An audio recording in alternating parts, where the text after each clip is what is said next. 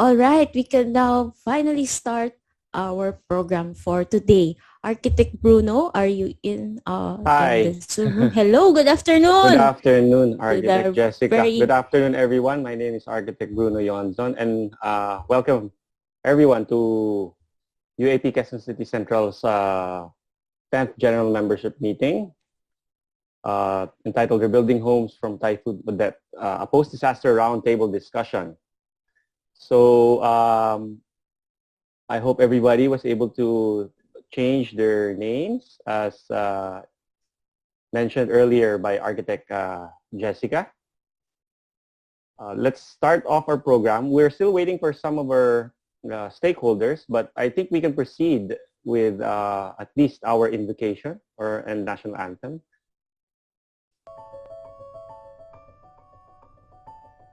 A prayer for our earth. All-powerful God, you are present in the whole universe and the smallest of your creatures. You embrace with your tenderness all that exists. Pour out upon us the power of your love that we may protect life and beauty. Fill us with peace that we may live as brothers and sisters, harming no one. O abandoned and forgotten this earth, so precious in your eyes. Bring healing to our lives that we may protect the world and not prey on it. That we may sow beauty, not pollution and destruction. Touch the hearts of those who look only for gain at the expense of the poor and the earth. Teach us to discover the worth of each thing, to be filled with awe and contemplation, to recognize that we are profoundly united with every creature as we journey towards your infinite light. We thank you for being with us each day. Encourage us, we pray, in our struggle for justice, love, and peace.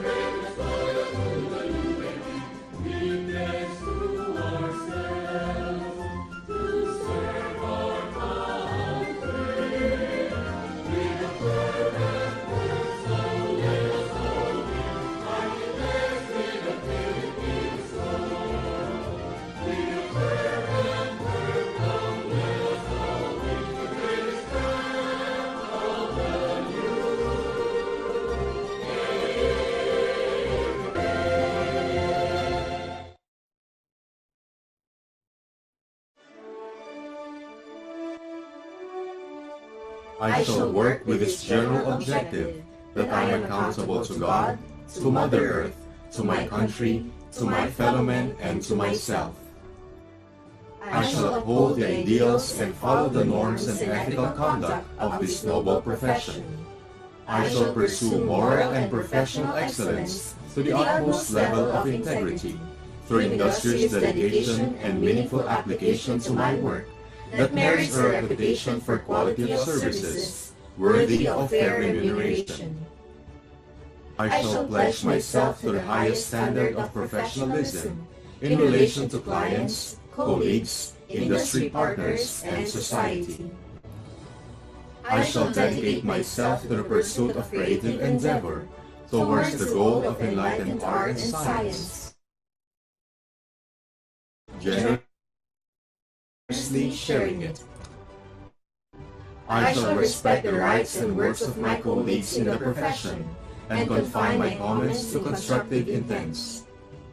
I shall endeavor to do my duty in the protection of our common environment and the preservation of architectural heritage for the sake of the present and future generations. So help me God.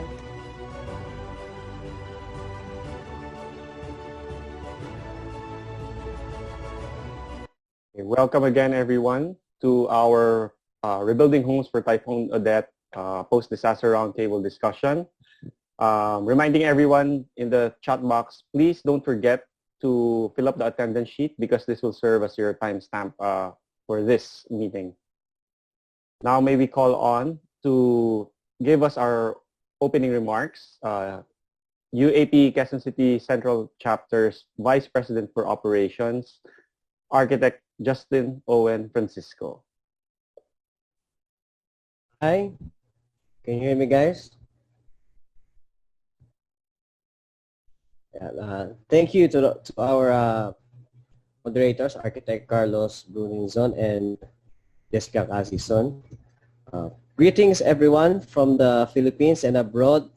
Welcome to our event, the United Architects of the Philippines QC Central Chapter, present to you its 10th General Membership Meeting for this fiscal year with a forum entitled Rebuilding Homes from Typhoon Odette, a post-disaster roundtable discussion. This is the Philippine program for the Union International des Architectes, or UIA's Affordable Housing Activation Global Forum, an Architecture for All work program. Did you get that? We are actually live streaming this on UAPQC Central Chapter's Facebook account, but we will be taking down the video after the event, as this session will be replayed at the UIA Madrid conference on May 2022. In this event, we will have 9 speakers from different fields. They will each share a short talk, the shareholders about Dinagat Islands and the built environment professionals in connection with their expertise. After the short talks, we will start a roundtable discussion to be moderated by our chapter director, Architect Carlos Bruno Yonzon, and our chapter treasurer, Architect Jessica Casison. The objective of the roundtable discussion is to determine the root problems in addressing disaster, especially in the case of Dinagat Islands that was damaged by Typhoon Odette, better known as Typhoon Rai internationally. We want to pinpoint the main problems so that in the future, we will be able to address them better. Architect Abo, our past president and UIA council member, will brief us later about the Harvard case study method, which we will be employing in the roundtable session. So isn't it exciting, guys? Lastly, would like to thank our industry partners, Davis Paints, and our guests from UIA for collaborating and participating in this special event. Thank you. Thank you so much to our Vice President for Operations, Architect Justin Owen Francisco, who is also our incoming president for the fiscal year 2022-2023. Now, may we call on our another very important person in our chapter to acknowledge the members, our guests, and of course our sponsor. May I call on our past president of UAPQC Central, Architect Edley Tusi. Thank you, Architect Jessica. Hello and good afternoon, everyone. First, I would like to acknowledge the presence of our panelists for this afternoon's Global Forum. In no particular order, I would like to call Architect Jose Miranda. Hello, good afternoon, everyone. Good afternoon, Quezon City Central. Good afternoon, sir. Architect Rochelle Ann de Vera. Hello, good afternoon, everyone. Good afternoon, ma'am. Architect Luigi Gamboa. Hello po, good afternoon everyone. Good afternoon, sir. Architect Carlo Fundador Marudo. Everyone. Hi, good afternoon, sir. Architect Felizardo Cipriano Jr.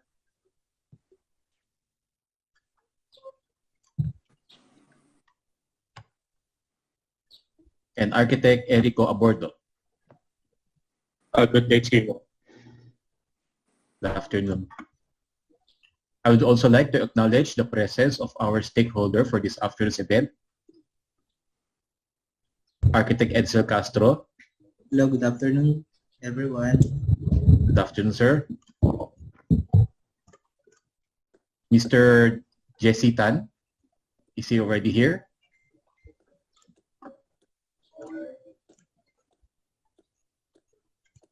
Okay. And Ms. Venus Ra.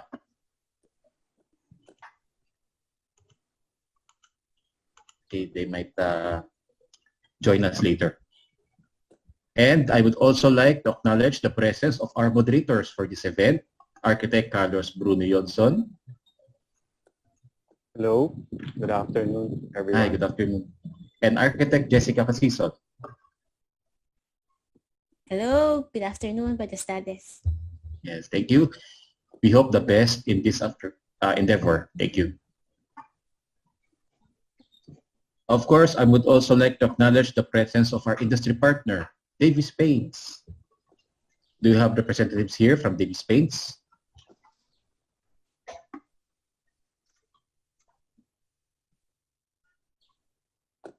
Thank you. This program wouldn't be possible if not for your support. Thank you very much. Finally, I would like to acknowledge all our attendees and guests present in this afternoon's virtual discussion, who came from various UAP chapters and fields of professions as well. I may not mention all of your names due to limited time, but I am grateful to witness a substantial number of participants who rendered their time and effort because it's a weekend, and yet you choose to be part of this essential program. Currently, we have 117 Zoom attendees.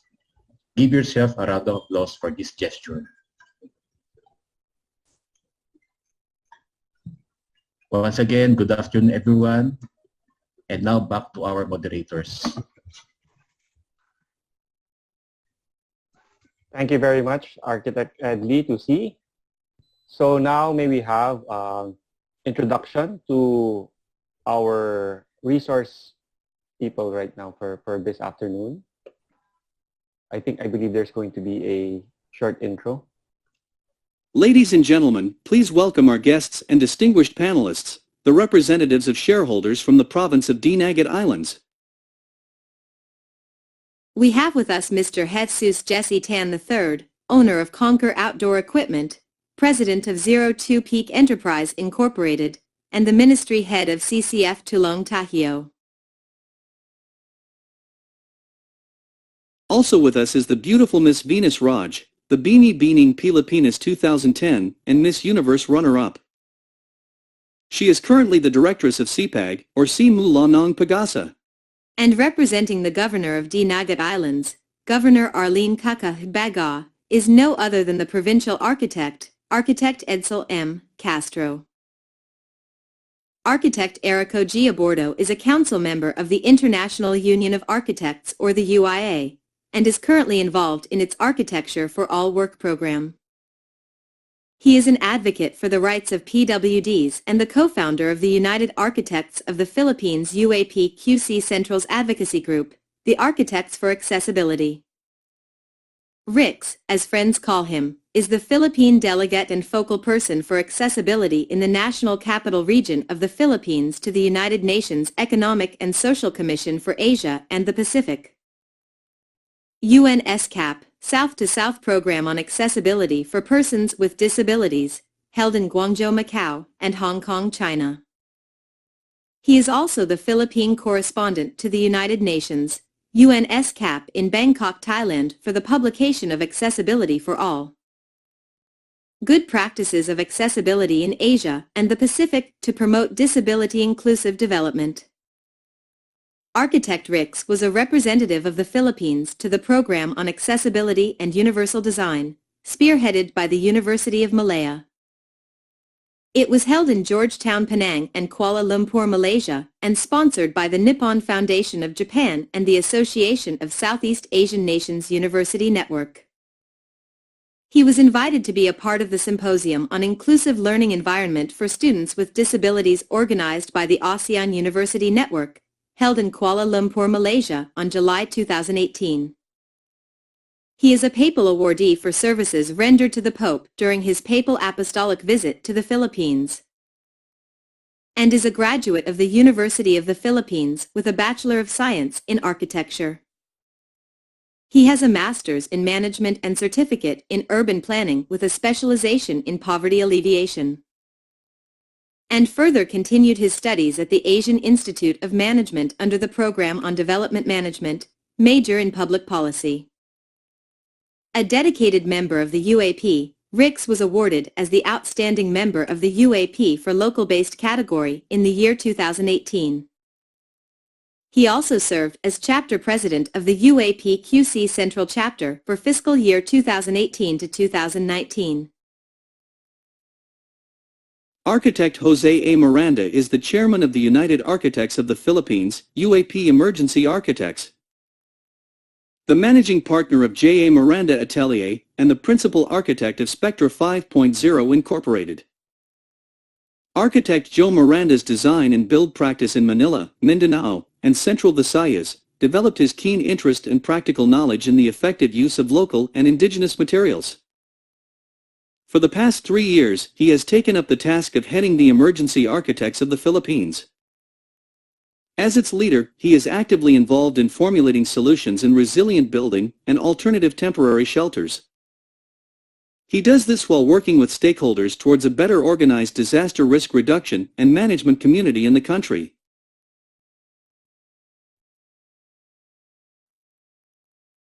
Architect Felizardo B. Cipriano Jr. was president of the UAP QC Central Chapter for 3 terms and is also the co-founder of the chapter's advocacy group, the Architects for Accessibility. Peji, as he is fondly called, was one of the Philippine representatives to the Program on Accessibility and Universal Design spearheaded by the University of Malaya, held in Penang and Kuala Lumpur, Malaysia, and sponsored by the Nippon Foundation in Japan. He finished his bachelor's degree in architecture at the University of the Philippines. Alongside his design and build practice, Architect Peji has always been actively involved in the programs of the United Architects of the Philippines, holding numerous positions both in the national and chapter levels.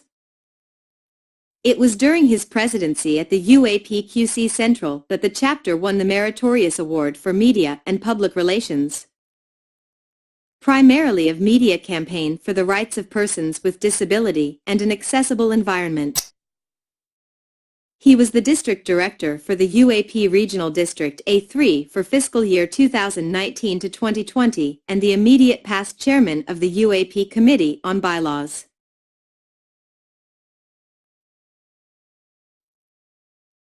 Architect Ana Rochelle de Vera is a graduate of the Mapua Institute of Technology in the year 2002. In her practice, she has held several positions in the National Housing Authority, or NHA, and is currently a Principal Architect B in NHA's Housing Technology and Technical Research Department. An expert in housing and development, she has conducted several seminars in the past including construction specification and international standard practice, forward planning of sites for housing programs and business development, and orientation on land development manual.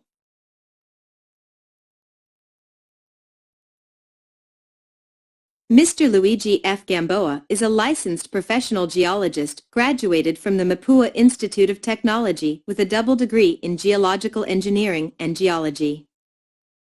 He has 8 years of work experience in the public sector specializing in geologic hazards and engineering geology or geotechnical engineering pertaining to hazard mitigation and civil works. Currently, he occupies the position of Geologist 2 in DPWH-NCR where he conducts geological investigation and assessment of DPWH projects affected by geohazards, such as mass movements, settlement, subsidence, flooding, earthquake, and volcanic hazards.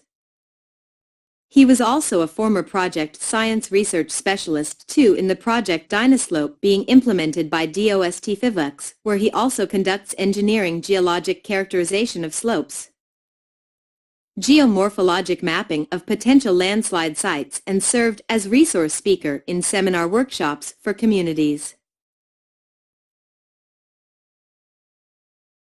Last but not the least is architect Carlo Fundador B. Moroto, an architect and environmental planner. Conferred a Fellow of the United Architects of the Philippines for his project construction management practice. A certified project management professional and member of the Project Management Institute, a certified master project manager trained at the American Academy of Project Management. A certified project manager, a Master of Science in Construction Management, and an accredited construction safety professional. He is the chairman of the P&C Board of Architecture's Technical Working Group, or TWG, for the Architectural Specialization on Project and Construction Management. Under the Career Progression and Specialization Program and Credit Accumulation and Transfer System. He is also a member of the TWG on Quality Management under the DTI SIAP CMDF Construction Manpower Development Program, or CMDP Series 100.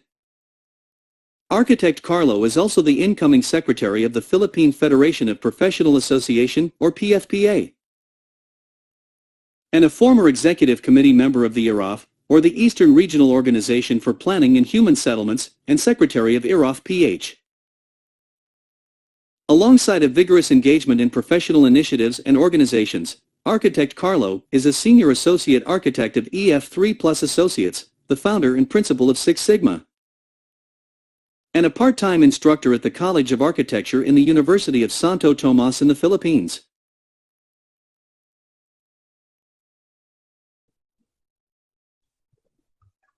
Okay, I think that was we're good for the introductions. So for the next part of our program, Architect Jessica. Thank you so much for that presentation, Architect Justin. And I think we had a little bit of difficulty and technical difficulty. Now, may we proceed with I think we will have an introduction to the Harvard case study method. May I call on Architect Erico Abordo? Architect Erico Abordo to introduce us the Harvard case study method. Good day, Bruno. Jessica, can you hear me well? Yes. Go ahead. Good afternoon, everyone.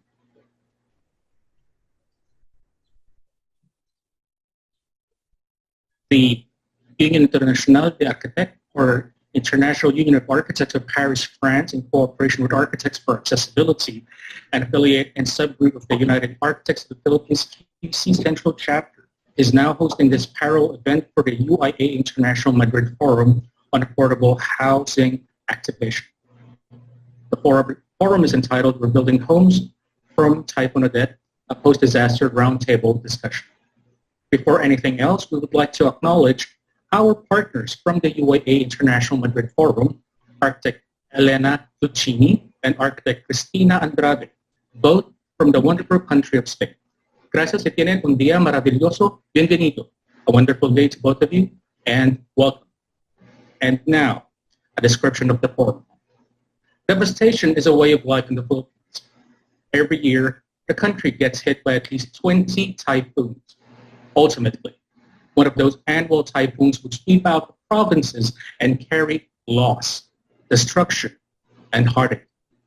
Typhoon Odette hit the small islands of Dinagat and Siargao at the southern portion of the Philippines and has flattened the area when it brought with it hurricane winds, heavy rain, and death to the villagers. Faced with this recurring dilemma, a group of stakeholders will have a sit-down with expert panelists and will try to provide a solution, but go to the notions of identifying the main problems with the island, its design, geography, housing, and disaster response, especially for persons with disabilities. Using the Harvard case study method, the panelists and the audience will attempt to define the problems that must be answered first, delineate the imposing thesis. What did we do wrong? We shall attempt to use the Harvard case study method to answer guiding questions such as, who is the protagonist? What are the objectives, implicit or explicit? What decisions must they make? What problems, opportunities, and risks does the protagonist face? What alternative courses of action are open to me? What criteria should I use to judge the alternative? What actions should I take? And how should I convince others that my approach or our approach is best? So, what is the role of the participants in this forum? Place yourself in the role of the protagonist or the decision maker. Through discussing the situation, identify the issues or challenges facing the protagonist. Analyze the situation, examine the root causes, then consider possible courses of action. If possible, we try to arrive at a set of recommendations and a plan of action. To emphasize, the main priority of the forum is to come up with a definition of the problem. What went wrong in this situation? Keywords that we should consider are the following: disaster prevention, especially for persons with disabilities.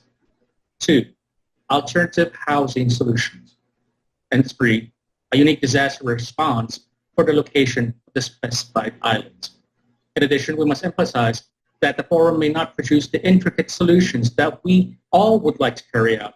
Rather, we must focus on the right questions to answer in such situations. Other participants are also encouraged to speak out their minds through the chat box provided below. And with that, we'll turn you over to our moderators, Bruno and Jessica. Thank you all, and may we produce the right mindset to answer the toughest question of all. What did we do wrong? Thank you very much, Architect Rick Sabordo, for that one and explaining our format for today as we have a roundtable discussion. So as mentioned, of course, we'll start off with the problem. And for that, we bring forward the stakeholders of this particular case study that we have. The locality which we are going to discuss, and of course, the typhoon that is the topic, is of course Typhoon Odette, or Typhoon Rai, the international name. And for the particular locality affected, we are going to focus on Dinagat Island and I think Siargao. We have with us on the side of the stakeholders 3 resource speakers, of course mentioned, they were introduced earlier. Unfortunately, 2 of them have yet to join us. I think they ran into some emergencies and there was a conflict of schedule. But we have with us from the province of Dinagat Island, the architect representing, of course, the local government unit, Architect Edsel M. Castro, And he will start off our talks by discussing the particular scenario as it affected Dinagat Island. May I introduce to you Architect Edsel M. Castro. Sir, you have the floor. Sir, yes, Architect Johnson, good afternoon. Can I ask Architect Jessica for the files that I sent to you earlier? Oh, hold on a second. Thank you so much. I think the file is ready. Architect Bruno, I will be sharing the file now. Okay, can you see the file, Architect? Yes, ma'am. Thank you very much. Okay. Okay.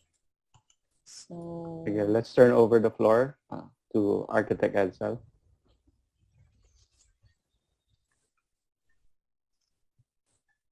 okay, let's have a slideshow of this. Okay, Architect. Thank you all architects and all other stakeholders attending this very important session. So I will be discussing to you our main goal is the Bayanihan Dinagat in the province of Dinagat Islands in the Region 13 Caraga. And as we are joining your 10th General Membership meeting for the fiscal year 2021-22 with the topic of rebuilding homes from Typhoon Odette, a post-disaster roundtable discussion. So, next slide, please.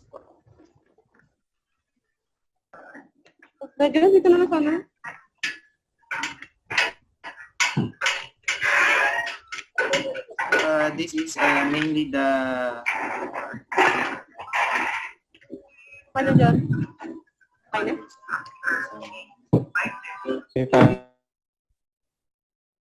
Okay.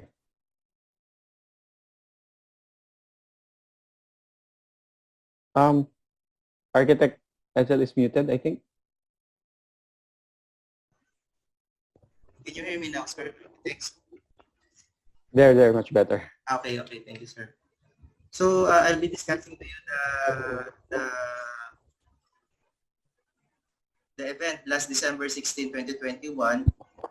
This is published knowledge. Typhoon Rai-Rockling named Odette brought torrential rains, violent winds, landslides, and storm surges in the province of Siargao del Norte and in Arbulag province, Dinagat Islands, and Mindanao. In 5 provinces of Visayas and in the islands of Palawan and Luzon, before it exited in the Philippine Earth Responsibility last December 17. Based on the report of the Disaster Response Operation Monitoring Information Center, as of March 2, we had a total estimated affected population of related Caraga has reached 513,000 families, approximately 1,947,000 individuals, while most of the IDPs has returned. Some 9,800 families, approximately 40,300 individuals, are still displaced, and are currently staying either in the evacuation centers or at homes of relatives. Most of them are those whose houses were totally damaged. In fact, our island, we have a list of more than 30,000 partially and totally damaged houses from ridge to reef areas and island areas also. Next slide, please, ma'am.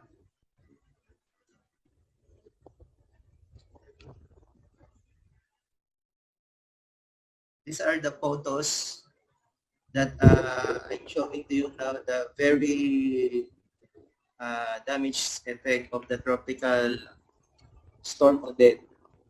And until now, I feel the trauma.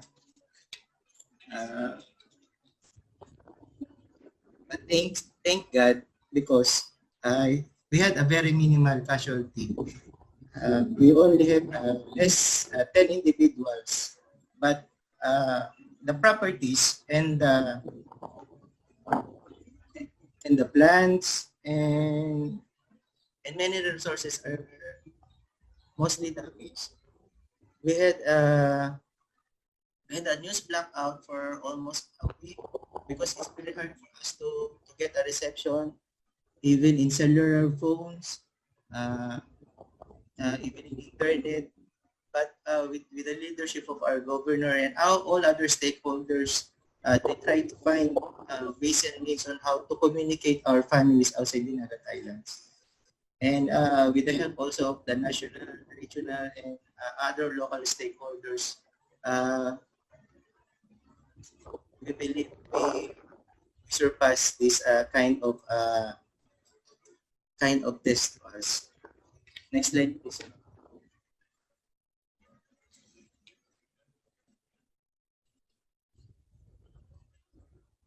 Ladies and gentlemen, I'll be reading to you the initiative of our beloved governor, Arlinka Kabakao, the Angat Buhay sa Kalikasang Buhay Village groundbreaking ceremony.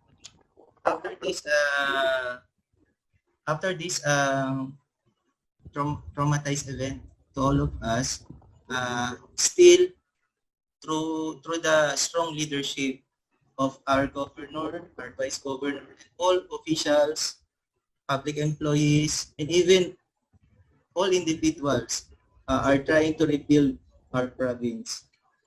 So it is dated February 5, 2002 with the statement of our governor that earlier, the Vice President Lenny Robredo visited the Nagat Islands not only once but several times to take part in the groundbreaking ceremony of the first Angat Buhay in Kalikasang Buhay Village.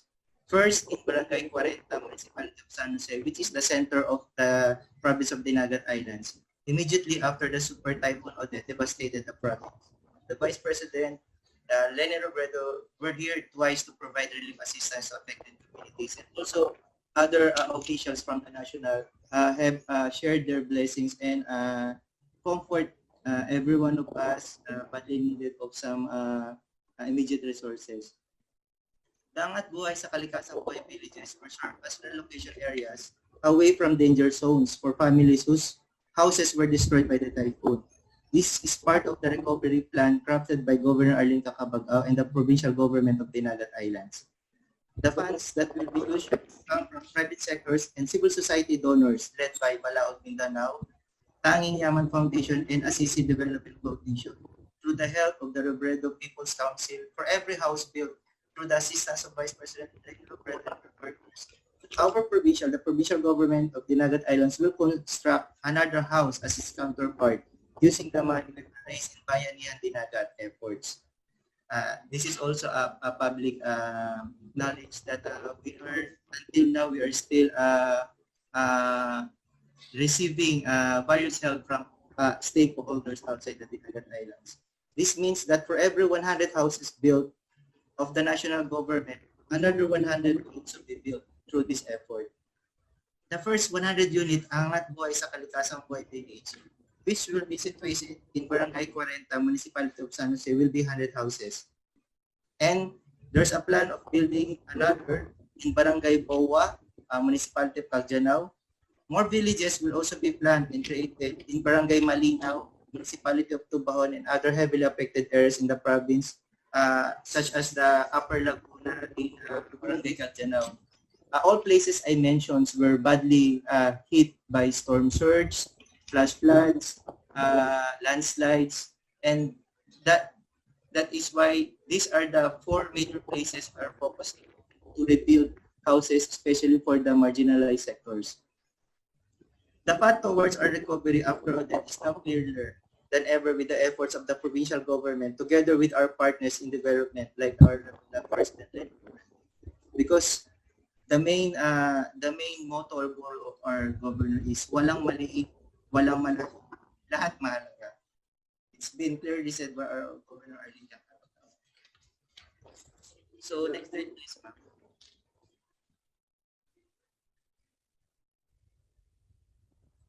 So I'll be showing to you photos the groundbreaking. This was held last early February in the Barangay 40, Municipality of San Jose.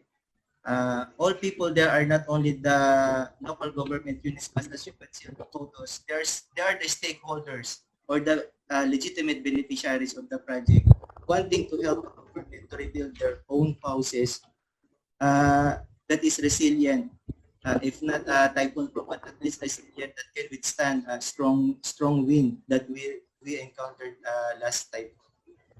Next slide, please.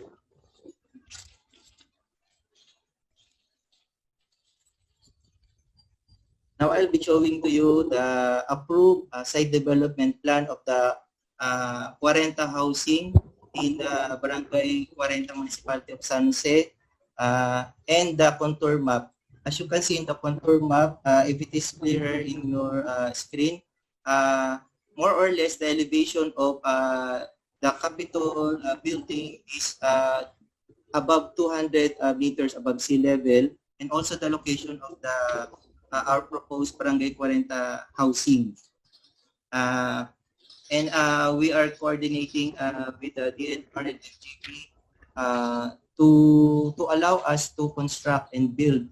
As we all know, Dinagat Islands is not a flat ground. It is mainly high terrain, or the contour is very high, and it's difficult for us to find a flat ground for formal houses. But still, with the efforts of other stakeholders, the DNR, MGP, Provincial Engineering Office, and all the other stakeholders are hand in hand working together to make this initiative possible. Next slide, please.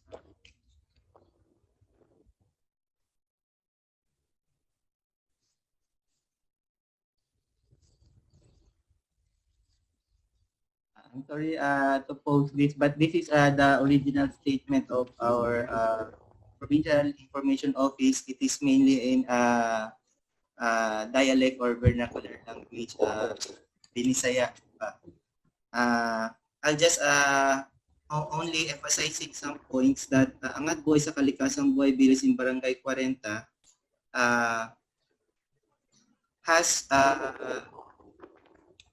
has all the help of Robredo People's Council, Tanging Yaman Foundation, Assisted Development Foundation, and with Balaod Mindanao, that is hand-in-hand helping us in the reality of the TEST project. That is the main thought of this. Next slide, please. Okay, next slide. So now I will be showing to you the proposed perspective of the resilient house.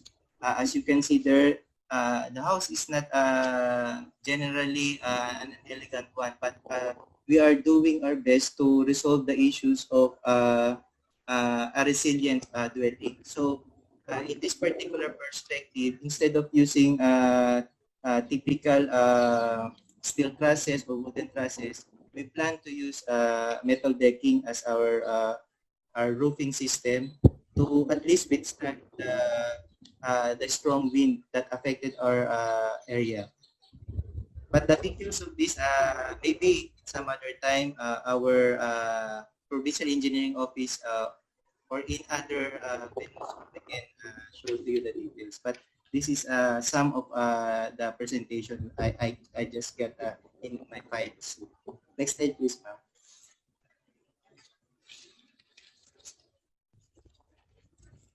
So, ladies and gentlemen, this is now the ongoing construction of the first leg of our project, the Angat Buhay sa Kalikasang Buhay Village in Barangay 40, Municipality of San Jose. And hopefully,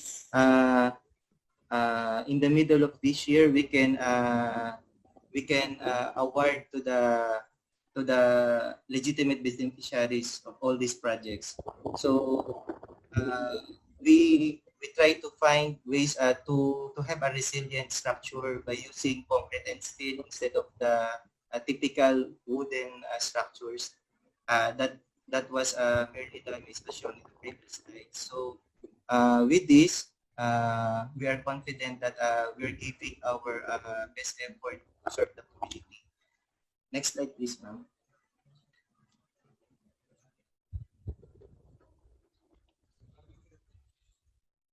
This is also the same area in Barangay 40 where you can see that not only the hired personnel, but also some of the beneficiaries are also helping us in building their own houses. So we are empowering not only our employees, but those who want to to have work for a living, or at least having their share in building their own houses also with just compensation. So, next slide, please. So this is also another statement from our beloved Governor Arlene Cacabagao, but I'm just showing you the original content in vernacular language. But mainly the content of this statement is to tell everyone that in the next in the another side of Angat sa Kalikasan Boy Village located in Barangay Boa, Cagdianao, last March 17, 2022, with other stakeholders as the municipality of Cagdianao, the Cagdianao Mining Corporation, the DNR, the Technical Education and Skills Development Authority, and Balaod Mindanao as our stakeholders in our continuing effort of providing also housing units in the said area of Barangay Boa, Municipality of Cagdianao. Next slide, please, ma'am.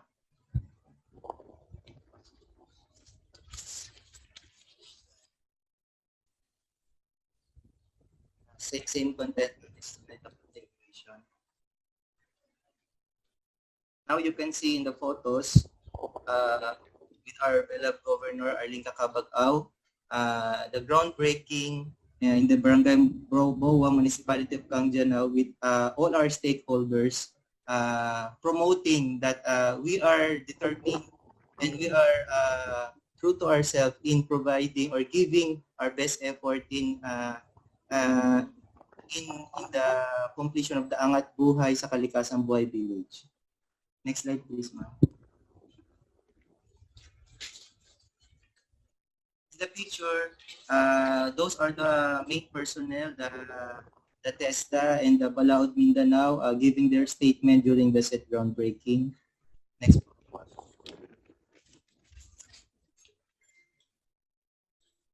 Same with Barangay 40 housing project.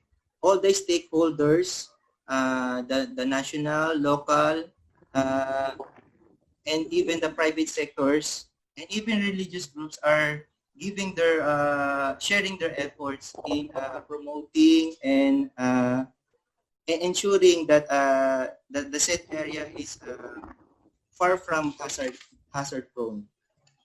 And we are very happy that we've done our second groundbreaking in the Barangay Boa Municipality of Cagdianao. Next slide, please.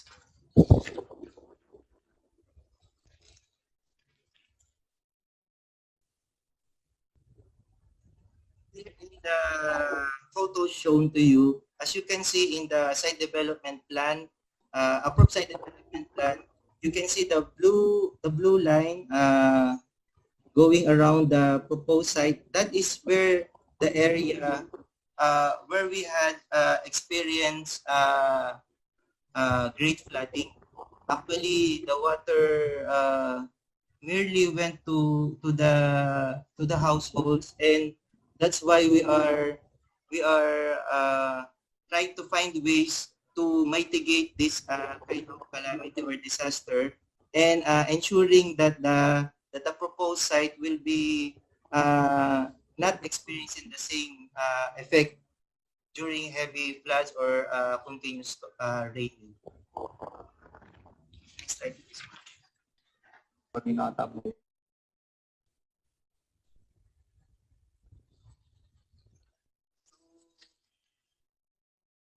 This is now another site or location. The third site we are planning to do the groundbreaking early this week, maybe on May 2, for the third leg or third project of Angat Buhay sa Kalikasan Buhay Village in Barangay Malinaw, Municipality of Tubahon. This will be our third location in providing a safer dwelling to our constituents here in the province. Next slide, please, ma'am.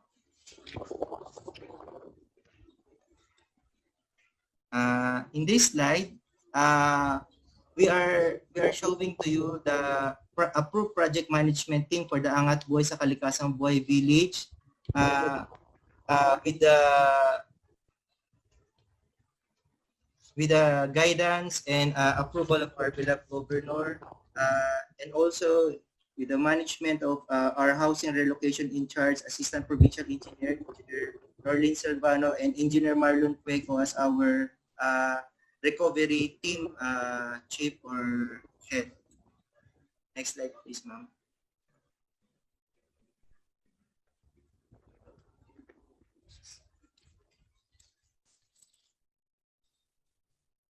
Now I'll be showing to you some of the documents we are processing to ensure that our project are in compliance with the approved laws. Not because we are doing it in a fast track, but at least we are following all the necessary requirements, requesting for the agency certification of the approved beneficiaries through proper channel, and issuing certification that these areas are entitled for the constituents we are identified. Next slide, please.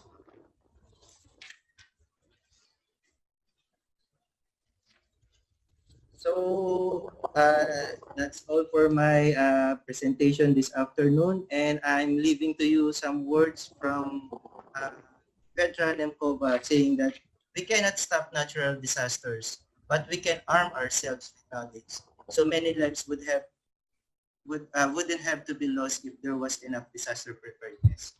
So I'm Architect Edsel Paso, the provincial architect of the Dinagat Islands, and I'm very grateful to share to you our experience and our plans, and hope that still we have we will have our, excuse me, I guess I have an,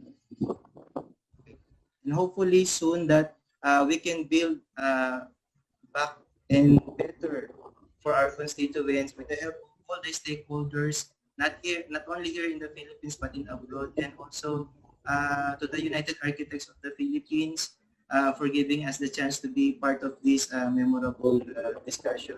Thank you, and God bless everyone. Thank you Thank so you very much. much. Thank you very much, Architect Edsel. Unfortunately, we were supposed to have two more on the side of the stakeholders.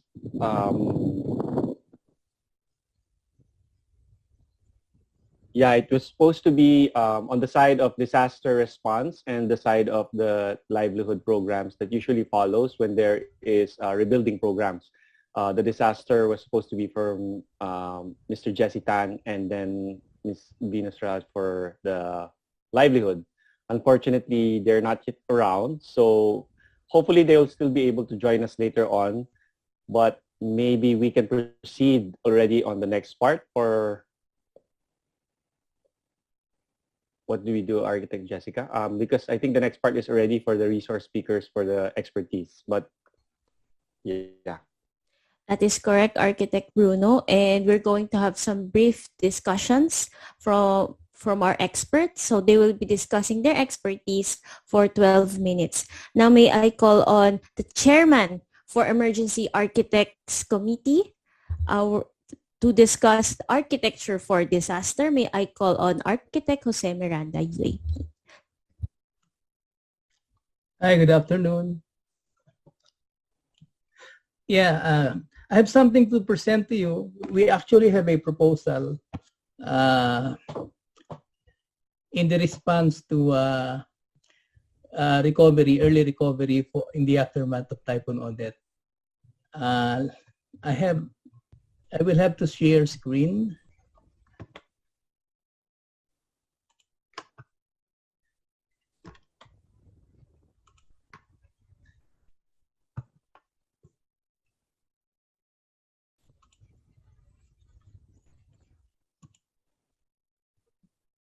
Is it enabled, sir? Are you able to share the screen? Oh, there you go. Okay, good. Thank you very much. So we call this the shelter anchor tree proposal. So, you know, Super Typhoon Odette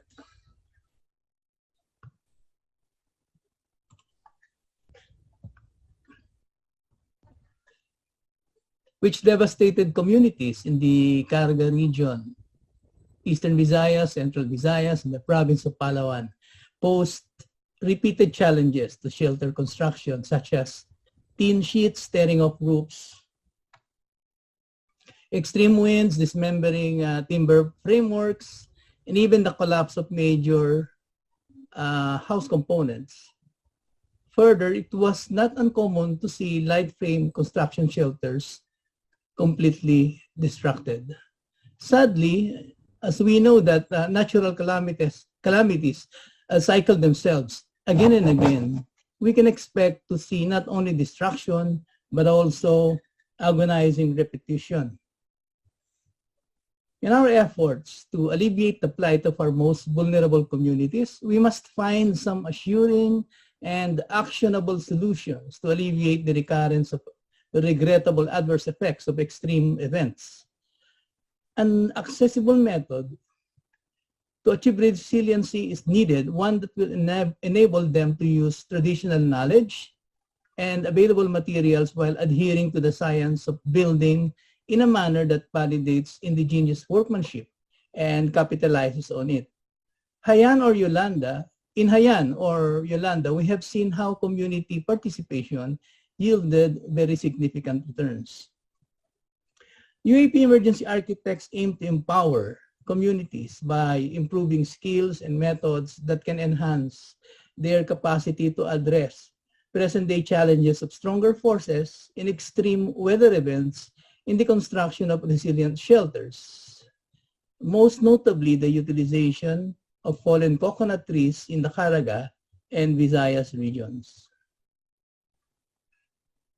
Structural resilience factors in through the concept of the network of rigidly connected framing components designed or improvised to maintain structural integrity throughout the expected lifetime of the building. This structural system of securing the roof cover with ample, correct fasteners to its frame, the rigid roof frame in an unbreachable connection to the beams and posts that are securely anchored on the pedestals to the footings, sufficiently reinforced and planted onto the ground, is labeled by the UAPEA as the shelter anchor tree. This is a prevailing standard in its capacity building program for resiliency directed to our affected communities. It translates to a structural continuity concept wherein an attempt to break a branch along the shelter anchor tree is to try to pull an entire tree rooted deeply into the ground.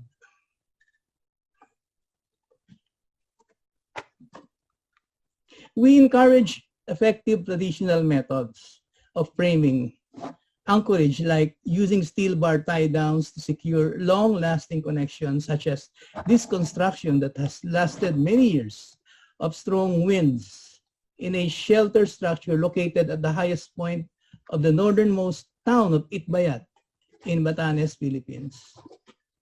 This strategy towards gaining grassroots resilience anchors itself in reminding stakeholders of prudent practices that work while assuring them that their traditional methods are very much relevant and perform best in practical science shelter construction.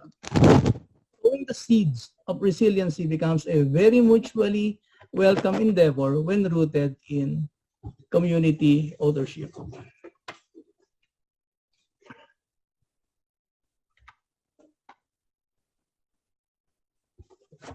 In a presentation meeting with the Caraga region shelter cluster of the Department of Human Settlements and Urban Development in March 2022 to address the 400,000 devastated houses in the aftermath of Super Typhoon Odette, UAPEA proposes an incremental shelter model that starts with a resilient shelter core and can be easily erected to initiate the replacement of destroyed homes and provide households immediate shelter and relief.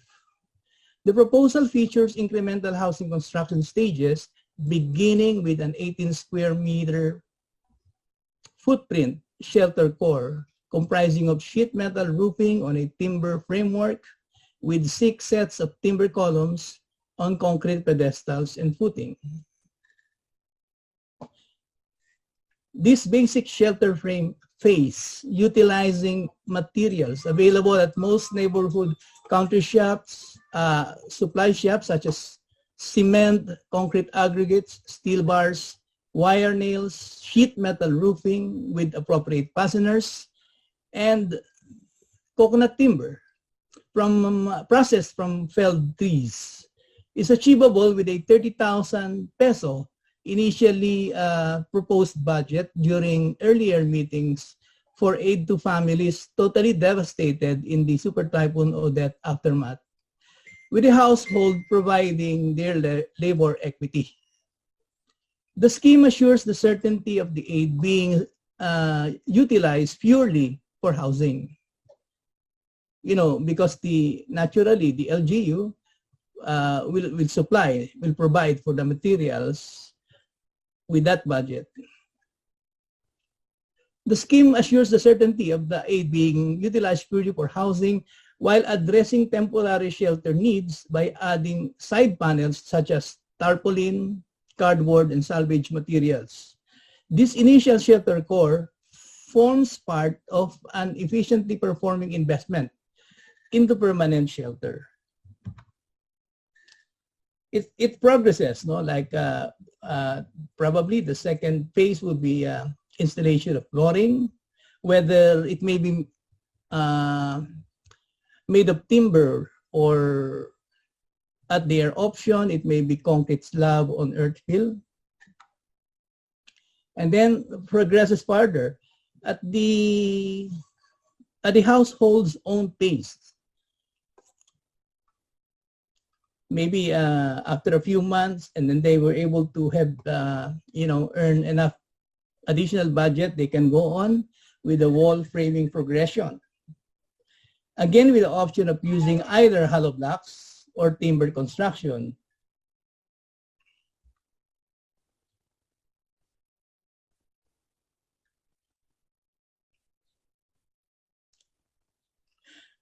We have a cost of about 300,000 plus for this model, no, that we are offering as a proposal to the ZUD and NHA. It's on an 18 square meter footprint, and it's supposed to be finished within 30 to 45 days. But the important thing here is that it consists of stages, no? The first one being like a temporary shelter that goes into permanent, that becomes a component of the permanent shelter. It can be expanded, like the same footprint, you add side by side, you construct it in a mirror image, the framing exactly as you have constructed it, no, in the first place. And you qualify for the socialized housing financing scheme of the government, wherein you already comply with the minimum area requirement, no? Because I think the minimum area requirement for applying for loan under the Socialized Housing Financing Corporation is about 32 or 36 square meters. So this becomes now, upon double expansion, a 36 square meter permanent shelter unit. Thank you very much. Thank you very much, Architect Jose Miranda from the Emergency Architects. And let me know if everyone here in the forum is still awake and alive and kicking. Please react, heart, put the thumbs up, put the smiley, put the crying face. There. Thank you so much, Architect Stella. And wow, from our friends from other chapters, thank you so much for participating. And we could already see a lot from our previous speakers. And may I just remind for our succeeding experts that we are only allotting 12 minutes per speaker for the for the convenience of for our time limit. Now, may I call on none other than the co-founder of the Architects for Accessibility, our beloved architect Felizardo Peggy Cipriano Jr. to talk about accessibility in architecture for disasters. Architect Peggy? Thank you, Jessica. Am I clear? Hello? Very clear, sir. Very clear. Thank you very much. Let me share my screen.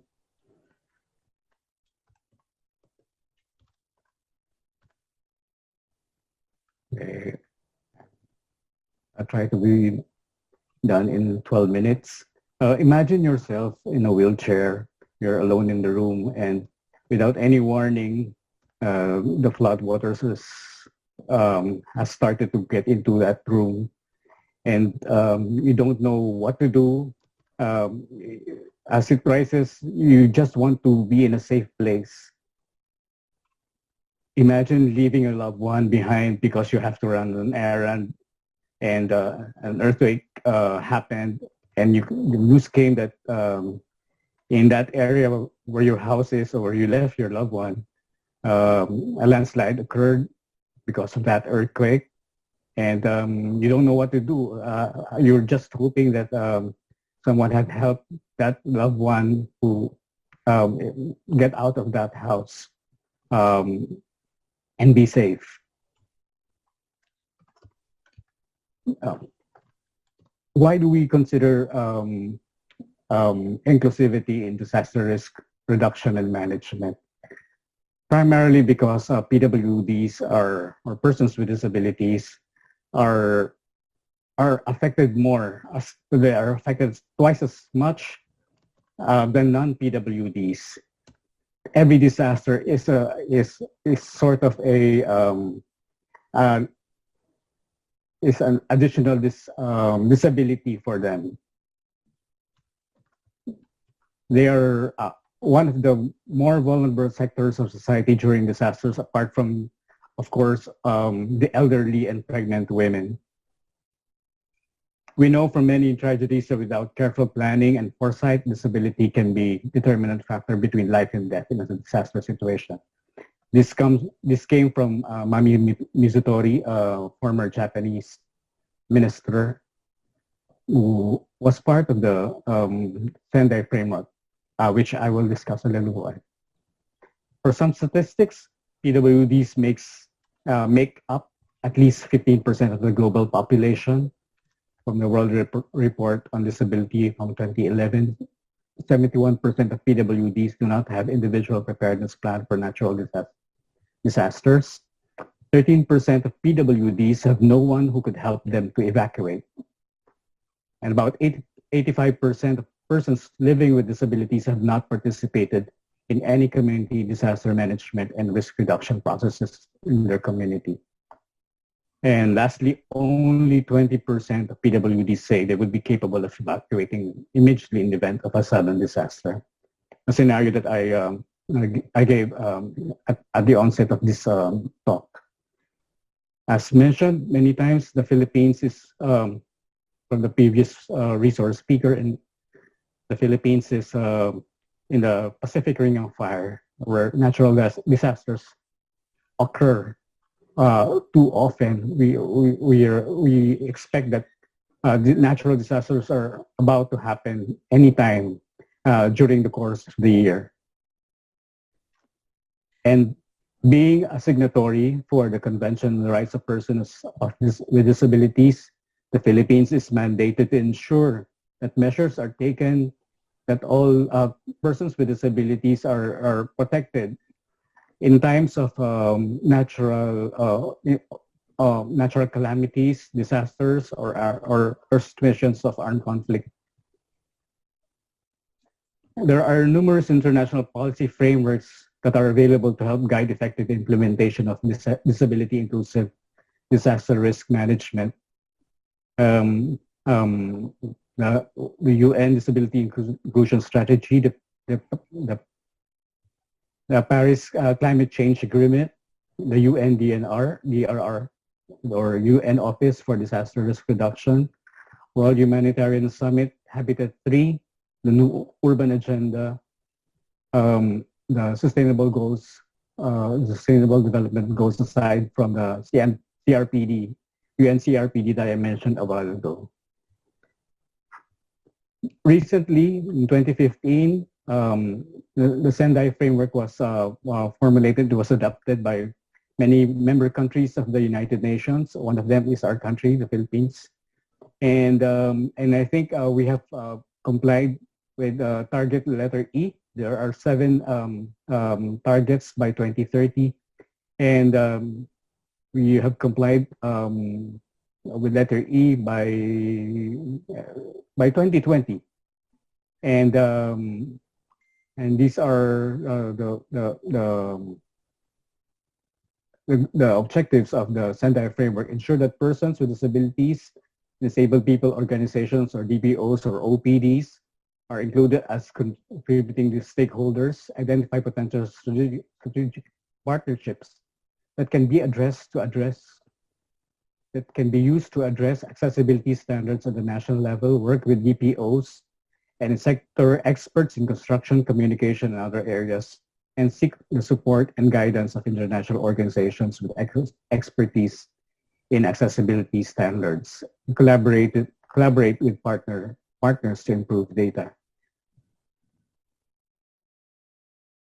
Now, 4 priorities for action to guide the development and implementation of policies on disaster risk reduction, namely understanding disaster risk, strengthening disaster risk governance to manage disaster risk, investing in disaster risk reduction for resilience, and enhancing disaster preparedness for effective response and build back better recovery, rehabilitation, and reconstruction. Now, we are espousing for disability inclusive disaster risk reduction. Nothing about us without us. This is part of this quote is about the participation of persons with disabilities in this endeavor, in this initiative, active participation, and if we can say primary participation in this initiative. Disability inclusive disaster risk reduction entails the authentic involvement of the whole community. It's characterized by the integral involvement of persons with disabilities throughout the planning, implementation, and recovery phases. There are 5 broad actions that can be undertaken to improve disability inclusive disaster risk management. 1, ensure that persons with disabilities have a seat at the table, meaning with a wealth of information and experience that persons with disabilities have, they can help formulate plans or solutions that can be used to address problems in terms of in times of disaster and recovery. Remove barriers to full participation of persons with disabilities means that all these efforts should be accessible to persons with disabilities. Even the training manual should be accessible to them in any format, digital, braille, to ensure their full participation in the process. Increase awareness among governments on the needs of persons with disabilities. We know very well that sometimes the government would issue or would render assistance that is a blanket effort, which means it is for all, although it may be community-based or participative in nature. Sometimes the particular needs of some persons with disabilities are not addressed. So some points may be some needs may be addressed, but the particular needs are left out. I think this is number 4, collect data that is inclusive of persons with disabilities. As I mentioned a while ago, they have, it is important to disaggregate the information that is taken from them, meaning that for their information taken from certain disabilities should be put into some how do you call it, segregated or disaggregated, so that there is a meaningful solution that we can come up with that addresses certain needs of persons with disabilities, and not just the general solution. Of course, it's as I will mention a while later. The solution is not. We have to come up with a solution that is responsive in the first place.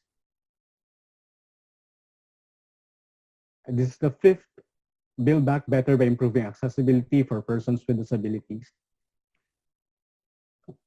So across the board, building back better is does not offer the ultimate solution, but of course, at first there should be disaster preparedness and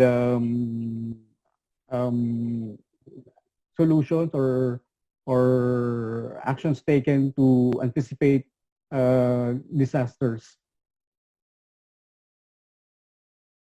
Building back better, achieving resilience through stronger, faster, and more inclusive post-disaster reconstruction. This is one aspect that we should look into also, as to have disability inclusive disaster response. Ongoing initiatives of disability inclusive disaster risk response in the Philippines are Empower. There are Empower project. It's funded by the Humanity and Inclusion, the European Union, and the ADRA, or the Adventist Development Relief Agency. Another ongoing initiative is the Global Facility for Disaster Resilience and Recovery. It's funded by the World Bank. It's a grant funding mechanism that supports disaster risk management programs worldwide. The one I mentioned a while ago was implemented in Itogon, Benguet, and I think this one is somewhere near Leyte. The global partnership helps countries to better understand and reduce their vulnerability to natural hazards and climate change. And last, there may be others that I may have not researched. The Lahat Handa training manual. It was formulated or compiled by different organizations of persons with disabilities and the Office of the Civil Defense and other organizations like the Humanitarian Inclusion and Christian CBM, Christian Blind Movement. Lahat Handa is a training manual where communities use this training manual to educate all those affected, all those who will be affected or those in disaster-prone areas to prepare themselves in times of disaster. So this is a community-based training. It's going in, normally it's given by a person with disability who is an expert on the topic, on the training. The criteria for building back better, so that was mentioned a while ago as the 5th strategy, building back better, building back stronger, building back faster, building back stronger, so that although the rehabilitation efforts will still remain in times of when the next disaster comes along, building back faster so that communities will not languor in evacuation sites for a long time. There should be a place where they can stay so that they can resume their lives and fend for themselves, or even work, be economic um, to be able to support themselves again economically, build back inclusively so that all members of society, especially the persons with disabilities, are considered in the rehabilitation or reconstruction rebuilding efforts. Accessibility in the built environment strategy for a disaster resilient and inclusive community. I will mention five, I think. Countries should explore how they can strengthen their resilience to natural shocks through stronger, as I mentioned a while ago, faster and more inclusive post-disaster reconstruction. It shows that reconstruction needs to be strong so that assets and livelihoods become less vulnerable to future shocks, fast so that people can get back to their normal life earlier, and inclusive so that nobody is left behind in the recovery process. One particular point that I would like to, we would like to consider is a full enforcement of the law. We have the Batas Pambansa 344, or the accessibility law, which we have since 1983, and we have yet to see its full enforcement and the proper implementation of all its contents. Like for housing, or for the rebuilding of housing for disaster-stricken communities, at least 10% of the entire number of units should be dedicated to persons with disabilities, or families with persons with disabilities. That is also included in the IRR as well, and even for private company or for private developers, 10% of the units should be dedicated to persons with disabilities. Number two, design. We should need to take into consideration the layout and circulation inside these proposed housing units, its functionality and adaptability, the utilities, and even the warning systems. There are certain warning systems that we can use, perhaps with creativity, that we would not have to resort to those powered by electricity, things like that. We have to go back to the basics, just to address certain design concerns. Number three is planning and zoning, as mentioned a while ago during the NAGAT presentation. The criteria for site selection, zoning for PW housing and facilities, where these 10% housing for PWDs will be concentrated. Accessibility for disaster response and rescue, we have to take that into consideration. Accessibility for post-disaster services. Number four, innovation. We have to look into building materials and construction methodology for stronger post-disaster building or rebuilding. Building materials and construction methodology for a faster post-disaster building, rebuilding. Perhaps I think this will be mentioned by the next speaker. Construction materials to aid accessible movement for PWDs. We think of materials that can replace the common products that we see in the market. We have to look into materials that are available at the site that can be used as an accessible aid for PWDs. And construction materials products for accessible use of spaces for PWDs and warning systems using locally available materials and operable using familiar and traditional practices. Number 5, the creation of a local or national task force for accessibility and inclusive design are implemented across all initiatives of reconstruction, rehabilitation, planning, design, and development of building more resilient structures and communities. And we do access audit for in the planning stage of housing units for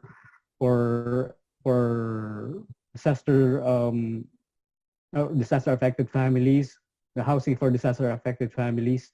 We have to look into we have to conduct accessibility audit for this 10% of the housing units.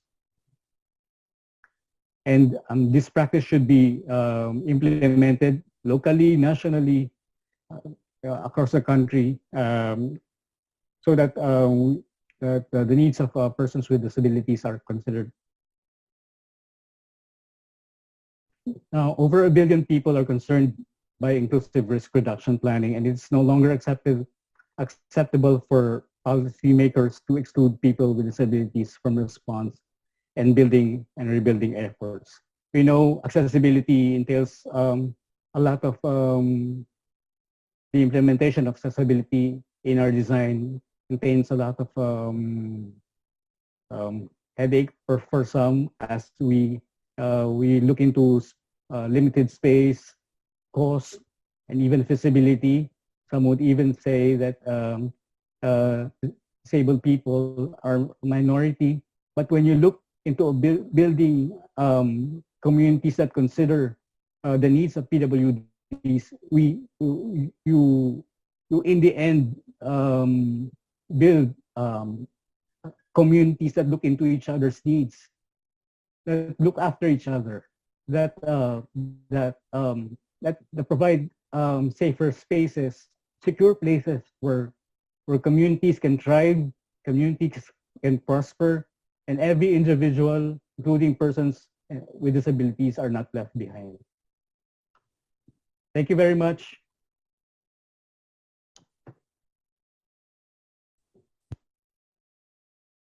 Thank you so much, Architect Peggy, and we were really touched by that introduction. Like the theme of our forum for today is architecture for all. So people with disabilities should really be considered during the design process. And with that, I think Architect Peggy already mentioned about none other than the authority, the National Housing Authority. So it's very important that we also ask an expert from the NHA. And with that, may I call on the Principal Architect B for NHA to talk about the housing for disasters, Architect Ana Rochelle de Vera. Good afternoon, everyone. Can everyone hear me? Yes, Architect. Permission to share my screen.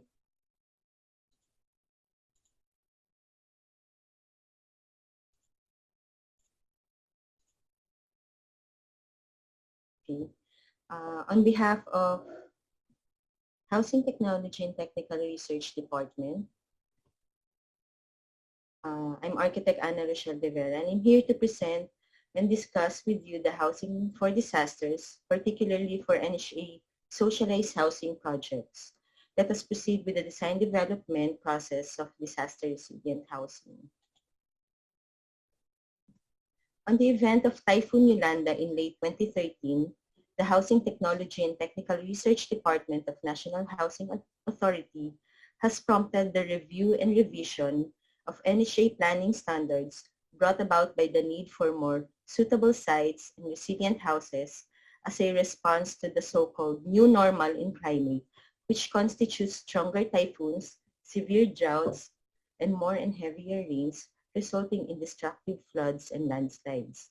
With such new requirements, more particularly the need for disaster-resilient homes for the sector most vulnerable to the effects of disasters, there was a need to also evolve the designs of housing models. Spearheaded by the department, led by the former Group Manager of Housing Support and Services Group of NHA and former UAP National President Architect Maria Benita Regala, this was carried out through process of multi-sectoral consultation and design processes, adopting upgraded structural parameters as approved by the Department of Public Works and Highways, while still considering affordability. Improvement of the design of the NHA standard housing models was guided by one overarching design philosophy, that is sustainable development. As such, the design goals, objectives, and indicators were derived from this philosophy. Sustainable development is the National Agenda for Development, which was adopted in support of the same international agenda. Given that housing makes for a large part of national development, sustainable development was identified to dictate the course of the housing design improvement effort. In setting design goals, sustainable development was considered in three aspects: the social, the environmental, and the economic. As much as possible, integrated design goals were set. That is, the accomplishment of a goal should in most cases support the accomplishment of another goal. For social sustainability, a housing development is socially sustainable when it empowers, includes, and continuously provides for the needs of people, affording them a healthy and fulfilling life. Under this aspect are the following: disaster resiliency, accessibility, gender sensitivity, security, community, safety, health and comfort, and function. For environmental sustainability, a housing development is environmental sustainable when it uses natural resources to sustain human life without destroying or depleting these resources permanently. Under this aspect are the following: water and energy conservation, waste reduction, and land conservation. For economic sustainability, a housing development is economically sustainable when it's cost-efficient and self-sustaining. Under this aspect are the following: low initial cost, cost-efficient materials, low maintenance, cost-efficient operation, reduced development, and innovation. Guided by the different ways in which the purpose of a house may be considered, design objectives were derived. The design objectives and indicators were defined with the following assumption: the dwellings will be constructed using the conventional building system, which is reinforced concrete frame and CHB walls per current practice. The dwelling will range from single-story to five-story Hello? residential buildings. Excuse me, Architect Anna. I think the slides are not moving. We are still seeing the title page. Sorry. Thank you.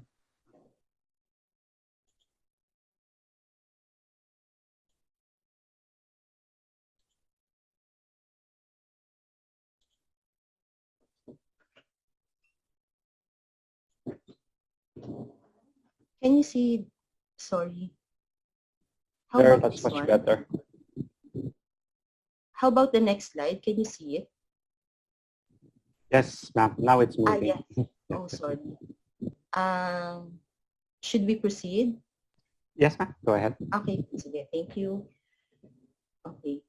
For this slide, the design objectives and indicators were defined with the following assumption: dwellings will be constructed using the conventional building system, which is reinforced concrete frame and CHB walls per current practice.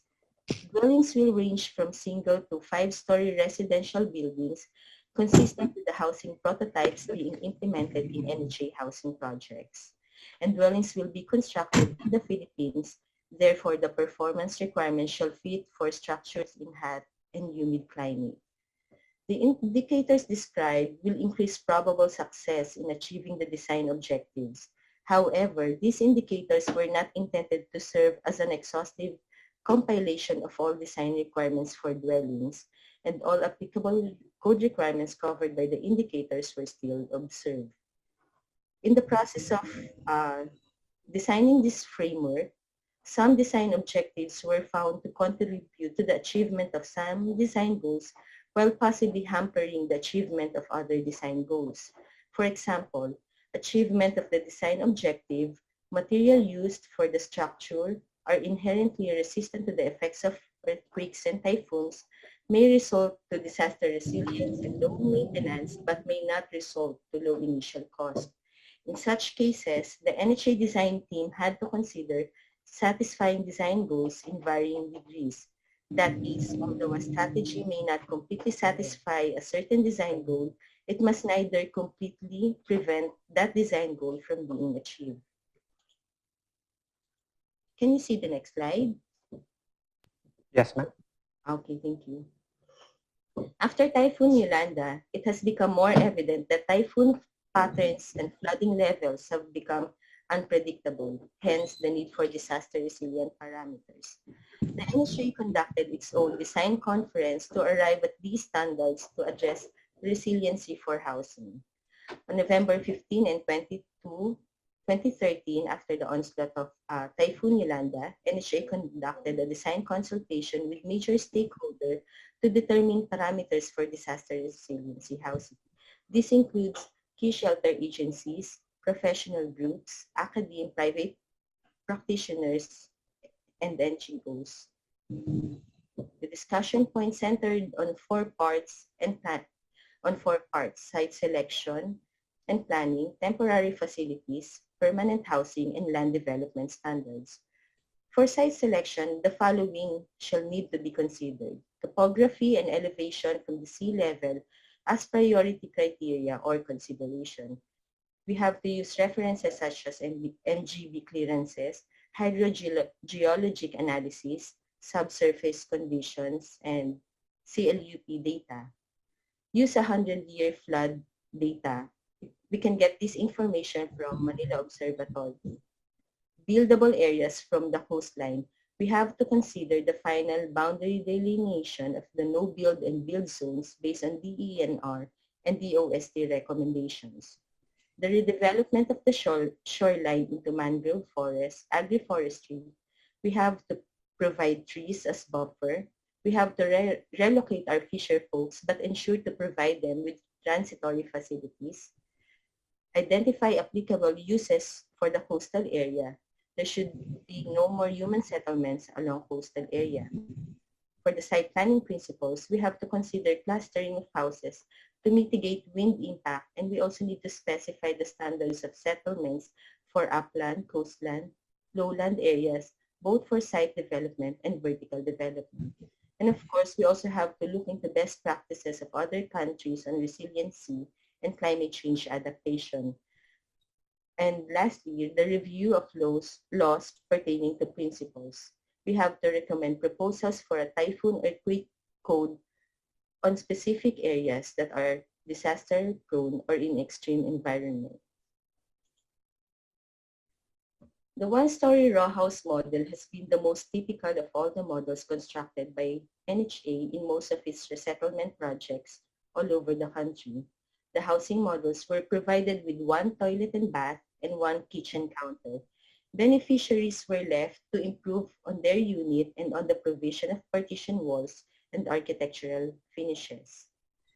The 22 square meter row house design was conceptualized to provide the beneficiaries space for future expansion without dismantling any part of the building by adding cross beam to support the loft. The loft also allows privacy wherein the children may occupy the other floor while the spouses may have one bedroom at the ground floor. For 26 square meter model, this model was designed to provide for 2 small bedrooms, but with a bigger area that will serve as a multifunctional uses such as living, dining, and kitchen, and can also be converted into a sleeping area at night. Builders prefer this model for easier and faster construction. The 28.4 row house model was designed to provide 2 bedrooms with a toilet and bath extended at the back. There is a potential to include store space at the front. That is why it is recommended that models located along major roads consider the provision of sari-sari store or other income-generating activity. For the 33 square meter store space, the same building footprint with 22 square meters used. This design provides a space at the ground floor fronting the roadway to allocate for store space. This duplex unit, the 21 square duplex, although smaller in floor area, is set, however, on a bigger lot size of 50 square meter. This model was used in most regional areas such as Visayas and Mindanao, where beneficiaries clamor for a bigger lot size. The 22 square meter single detached was inspired by Bahay Kubo, intended for beneficiaries in the region who prefer well-ventilated structures and ample spaces. So on this slide, you will see the structural design parameter for disaster-resilient housing models. However, if the project shall be implemented along Eastern Seaboard, the wind load capacity shall increase from 250 kilometers per hour to 300 to 320 kph. I believe that's the maximum now in NSCP 2015. And if the project will be implemented on earthquake-prone areas, the seismic source type shall be able to withstand up to magnitude 8. As discussed earlier in our previous slide, we have to consider the design goals in varying degrees. Since we cannot consider a typhoon and earthquake-resilient housing models in all our projects due to affordability issues, we have to at least provide them with the minimum standard of disaster-resilient housing. On this slide, you can see improvement on structural materials used for disaster-resilient models. So we use J-bolts for our roofing. We also added typhoon shutters, and there's also an increase in structural design, such as the reinforcing steel bars from 12 millimeter to 16 millimeter, and the width of column and beams were bigger from 150 mm to 175 mm width. So these are the construction methodologies provided for our implementing team to ensure the proper construction methodologies were followed. So if you can see, the J-bolts were only installed at the bottom and apex part of the roof, since this will entail additional labor costs. The rest are installed using tech screw. However, there are additional purlins on the bottom and apex part of the roof to ensure stability during extreme wind pressure. So these are some construction methodologies also on this part, wherein the connection details were specified.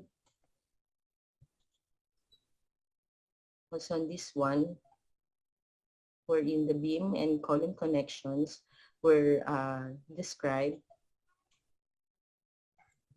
So seismic gap were also considered, and it was shown on this for our implementing team as their guide, as their reference as well. So other details include this reinforcement, since we don't usually include lintel posts or lintel beams. However, we provide double reinforcement around openings.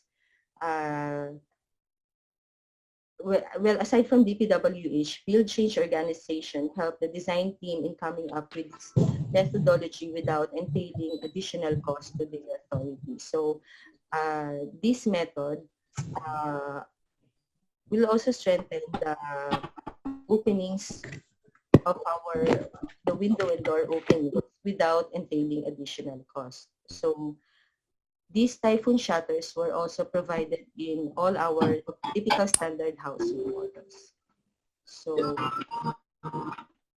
that ends the presentation for our housing models.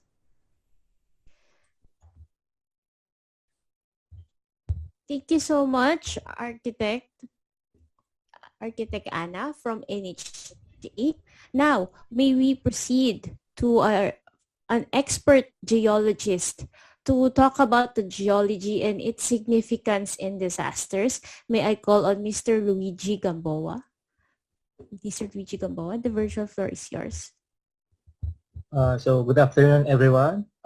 Thank you, architects, for inviting me in this event. Is my audio loud and clear? Yes, sir. yes, sir. Okay. So may my screen, so where I will present some slides. So can you see it right now? Yes, sir. Okay. So this afternoon, I will be discussing geology and its significance in disasters. So does everyone see the next slide? Yes, sir. Okay, so why the Dinagat Islands and its nearby provinces, such as Samar and Leyte in the Visayas and Siargao Island of Siargao del Norte in Mindanao are prone to natural disasters? The reasons are their geographic location and physical and their natural environment. The Philippines, where Dinagat Island belongs to, is located around the Pacific Ring of Fire. On the west, where the earthquake and volcanic activities frequently occurs. Same where Typhoon Rai, or also known by its local name Odette, originated and gave enough energy to bring strong winds and heavy rainfall, which devastated the island province. So to zoom in up, the tectonic setting of the Philippines is surrounded by the following plates, namely the Eurasian Sunda Plate on the northwest, here, Palawan Block on the west, and the Philippine Sea Plate conducting towards west, which was delineated by the Philippine Trench. So as you can see in this satellite image from Google Maps, the Dinagat Island, here highlighted in red, is located on the north of mainland Mindanao, is almost here. The Philippine Trench, as shown in dark blue, where two earthquakes frequently occurs, and the west of the Philippine Sea, where Typhoon Odette intensified its amount of rainfall and wind energy. So another earthquake generator from the western side of the island province is a segment of the Philippine fault system plotted in red dots. If you can see in the map shown that traversing the Surigao Strait, shown in the assessment generated by the Hazard Under PH, which is a website launched by the DOST T-Box in coordination with the Department of Environment and Natural Resources, which is of Mines and Geosciences Bureau for their rain-induced landslide and flood susceptibility maps, and the DOST Pag-asa for their storm surge and severe wind hazard assessment. So the distance of the said active fault system from the Surigao Strait is approximately 28.4 kilometers from the town proper of San Jose, the provincial capital of Dinagat Islands. So in this slide, shows the stratigraphic distribution of the Dinagat Islands, which also includes the island of Siargao in the column on the right. So the Dinagat Islands on the left is mostly composed of the Dinagat ophyllite, which is made up of ultramafic rocks highlighted in purple. So these rocks, when subjected to prolonged weathering, will turn into a laterite, which is a major source of aluminum and nickel. So that's why there are many large-scale mining companies operating in the Side Island province, where the nickel found in the laterite ore can only be extracted by open pit mining method. So on the other hand, the Siargao Island on the right of the Dinagat Islands is mostly composed of Siargao limestone, highlighted in yellow, which is also present in some coastal areas of the island province. So according to the lexicon of Philippine stratigraphy of 2008 by Rolando E. Peña, the said limestone frequently contains either masses of broken corals, shells, and clasts of small gastropods. By the way, when limestone is subjected to prolonged exposure to groundwater, caves can be formed underneath the surface due to dissolution, and eventually it will form a sinkhole on the surface if further exposed to surface water, such as a massive amount of rainfall. So this, by the way, these limestone features are termed as karst.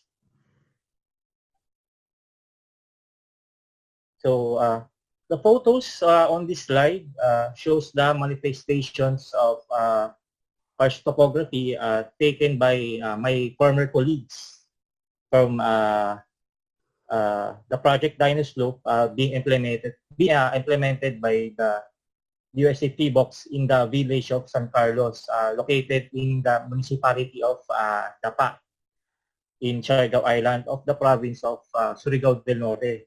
So these features were observed and mapped on March 2015 as they're part of their reconnaissance survey to look for an ideal site to install an early warning system for deep-seated landslides and slope failures, which will affect community exposed to it. So according to the locals in the area, the presence of cracks and vertical displacements on the elevated terrain known as scarps, which is shown in the photos A and B, were formed due to a landslide in 2004, which caused by a week of prolonged rainfall. So a localized scarp here shown in photo D was also observed in nearby San Carlos Elementary School, which is co-eval with the 2004 landslide event.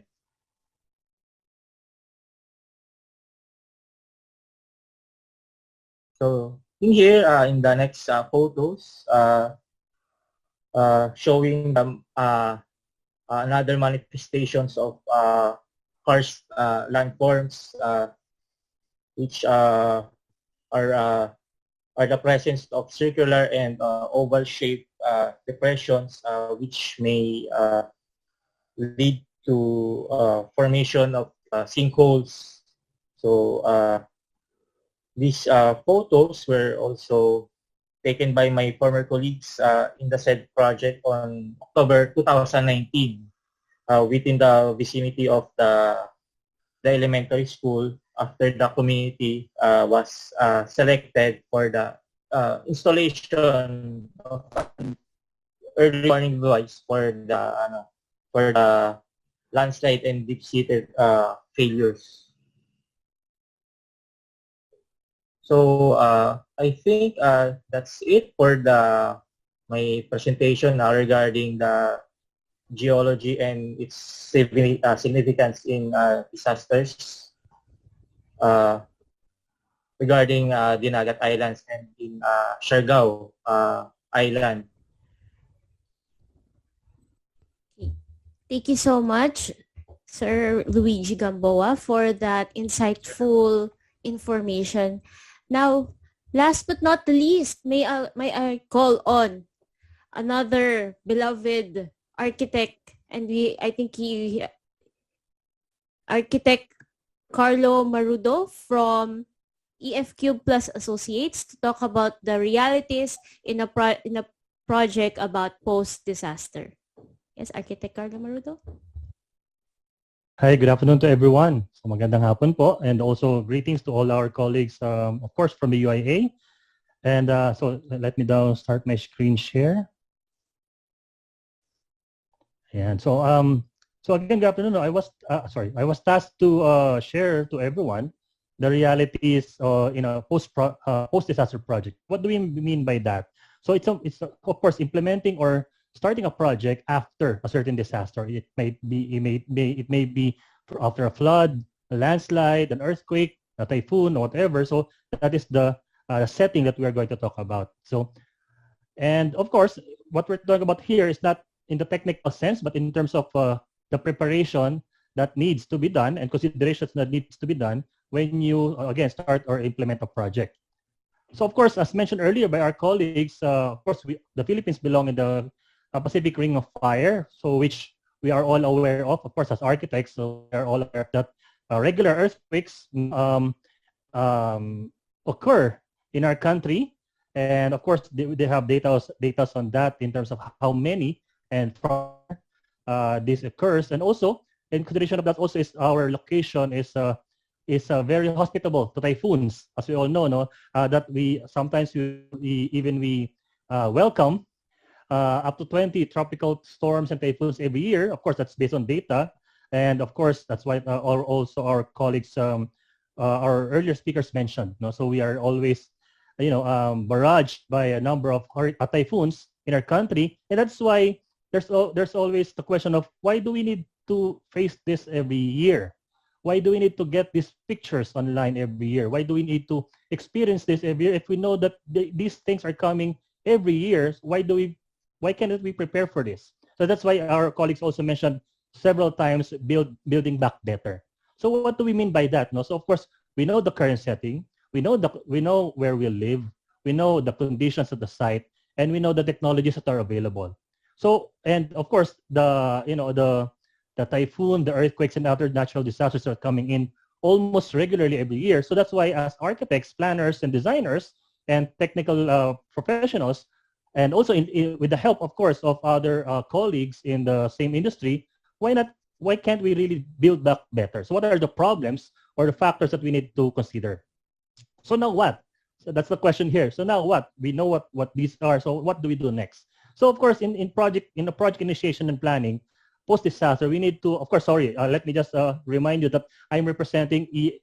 Florentino and Associates, and that's who you see there on the left side. That's our principal, the late great architect Edelberto Florentino, that most everyone here knows, and also architect Marco Florentino, also as the principal, as well as also architect Star Florentino, also one of the principals. So I'm putting them there to give my in honor of this report, because it's their work actually. I was involved in this work with them as a project director. So that's why I'm giving that credit to them. Okay, so moving forward, so after, how do we build back better? Our colleagues in the NHA also mentioned in last 2013 that they really called for stakeholder engagements from technical and private practitioners, which we actually attended. We were there as well, as architect from our colleague from NHA mentioned. We were there also, and we were presenting the same system that I'm going to present here right now. So what is the challenge in building back better? What are the considerations that we have to think about? So again, first it's in terms of design, okay, and implementation. So of course, architectural design depends on the need of the community. It depends on what they need. It's not just you have this typical design and then, okay, you can just apply it in that area, that location. Okay, that's good. Okay, so next, of course, is how do you have the design? Then how do you implement it? Will it be is it feasible in that area? Will it be built by the local community there with the community participation, which are also our colleague from Emergency Architects mentioned? No, the community participation, which the community themselves will be the one to build them. It's not anymore the carpenters or technical contractors, but the local community. So repetitive implementation is very important, which is supposed to be easy to reproduce. Structural design must meet, of course, revised minimum requirements. And also our colleague also mentioned the increased minimum requirements in terms of the structural, strength, the wind capacity, the consideration for wind capacity, the consideration for earthquake, earthquake resistance was also mentioned earlier. Of course, definitely the location. You have the proponents, of course, which I'll be mentioning there. Location is very important because if we have the data already from the NHA, the DNR, the local government units that these areas is flood prone, landslide prone, etc. So why do we still build there? Why are we still considering that location in the first place? So of course we have to move forward and look for alternatives if we really want to build back better, and that's very important. And of course the cost, as mentioned also by our colleague, is the cost is it must be greatly considered, especially for mass housing. Okay, socialized housing, economic housing, is very important to consider these factors, the cost, because that is also the basis, if I may say so, of NHA and other project proponents, as also mentioned by Chef C, the socialized, the financing institutions that provides those funding. So these are the general considerations for me, in our experience, in a post-disaster project considerations. Okay, so I mentioned also here MFC, high power design consideration, because in the system that we use, these are the ones that we were told to or recommended to consider strictly. Okay, so moving next. Also, again, as we have mentioned, the disasters that we have in the Philippines. We have earthquakes, typhoons, floods, of course, fire, and ground resettlement. That's very important to consider in terms of course, all of us as architects. And also, when we do housing projects, especially all around the nation, it's very important to consider the locally available construction material. All materials are not available in every location in the Philippines. We know that, no? And also, they have to consider also the limited supply of utilities. Some sites still doesn't have water utility. Some sites doesn't have electrical supply. So how to conduct or how to implement a construction project with limited utilities available at the site? Okay, so that's what we also need to consider. And also, lastly, but definitely not the least, is availability of manpower and needed skills. So of course, in some projects, housing projects, they hire accredited contractors. In some projects naman, they also work together and with the community as one of the as members of the community works with the construction group to be able to help to minimize expenses. So that's how it happens. Okay, so the community participation is very much important, and you will see some of the pictures of that later.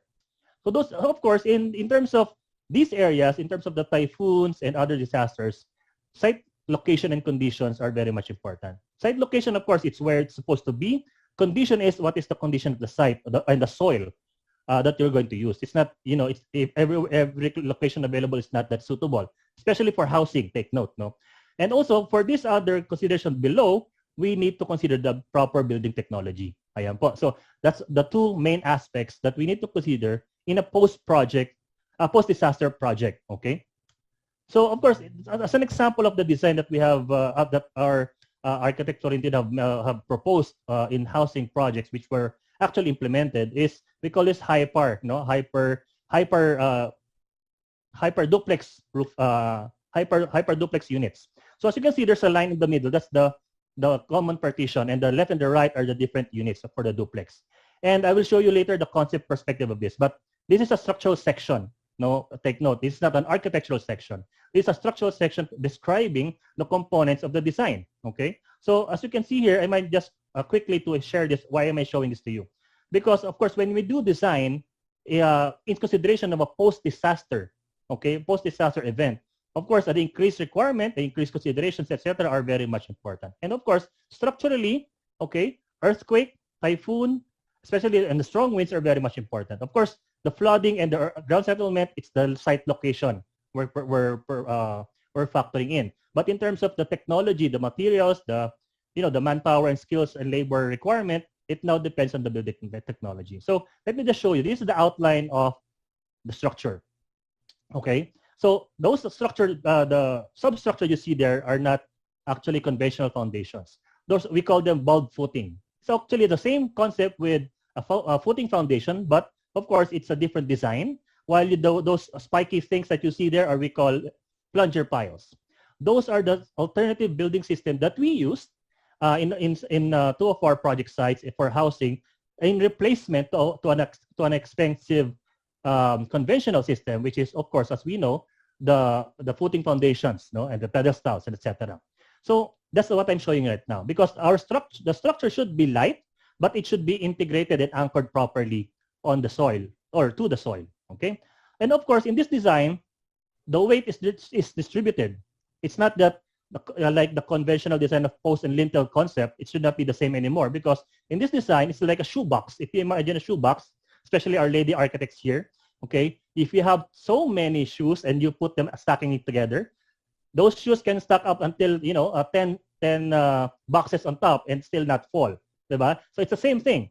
And of course, to us male colleagues, we have this shoe, we have this shoe containers that we now buy. When you stack them together, it's still stable. Same thing with this, no? So it's all the walls or the components of the structure are helping each other to support each other. It's not dependent only on the post and lintel concept.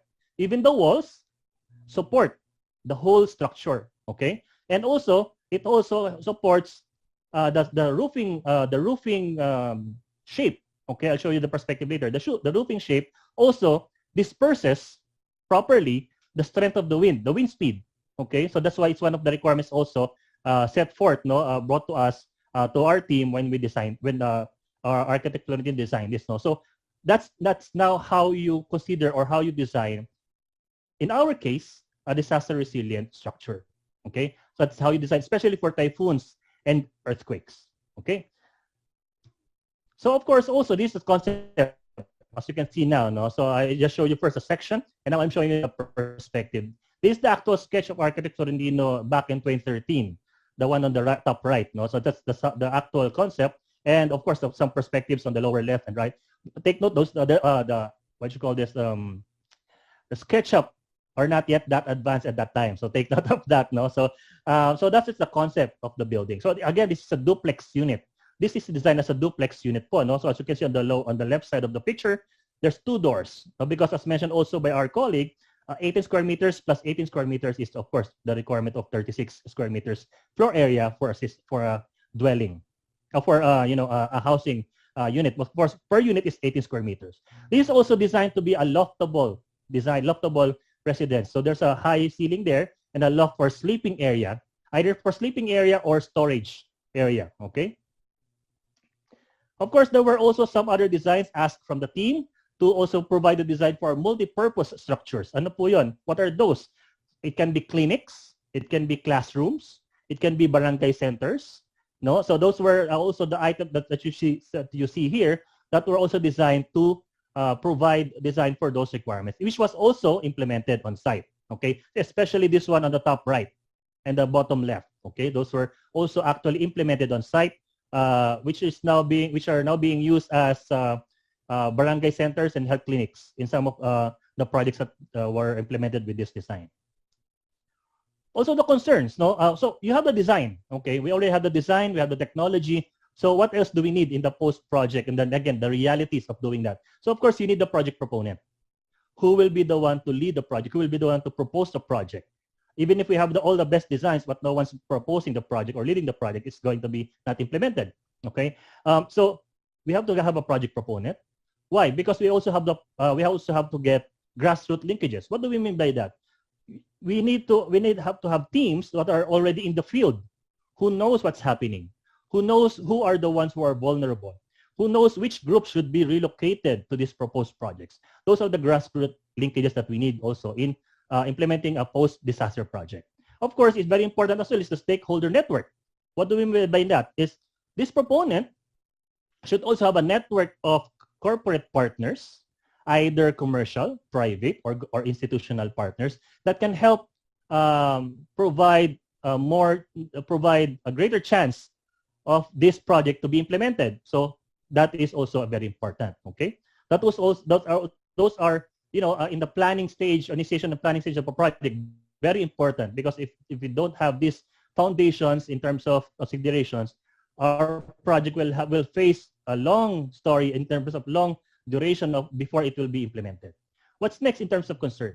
Of course, corporate partnerships. Okay, if we are limited in funds, okay, so we get corporate partners to help us. Okay, so we get corporate partnerships to also to provide us logistical supports for other sponsors who are also, mind you, it is a requirement for developers and other companies also have their CSR projects. And if you only which groups to tap or which groups to call, they're very willing to help. Okay, so they also provide logistical support and of course additional funding.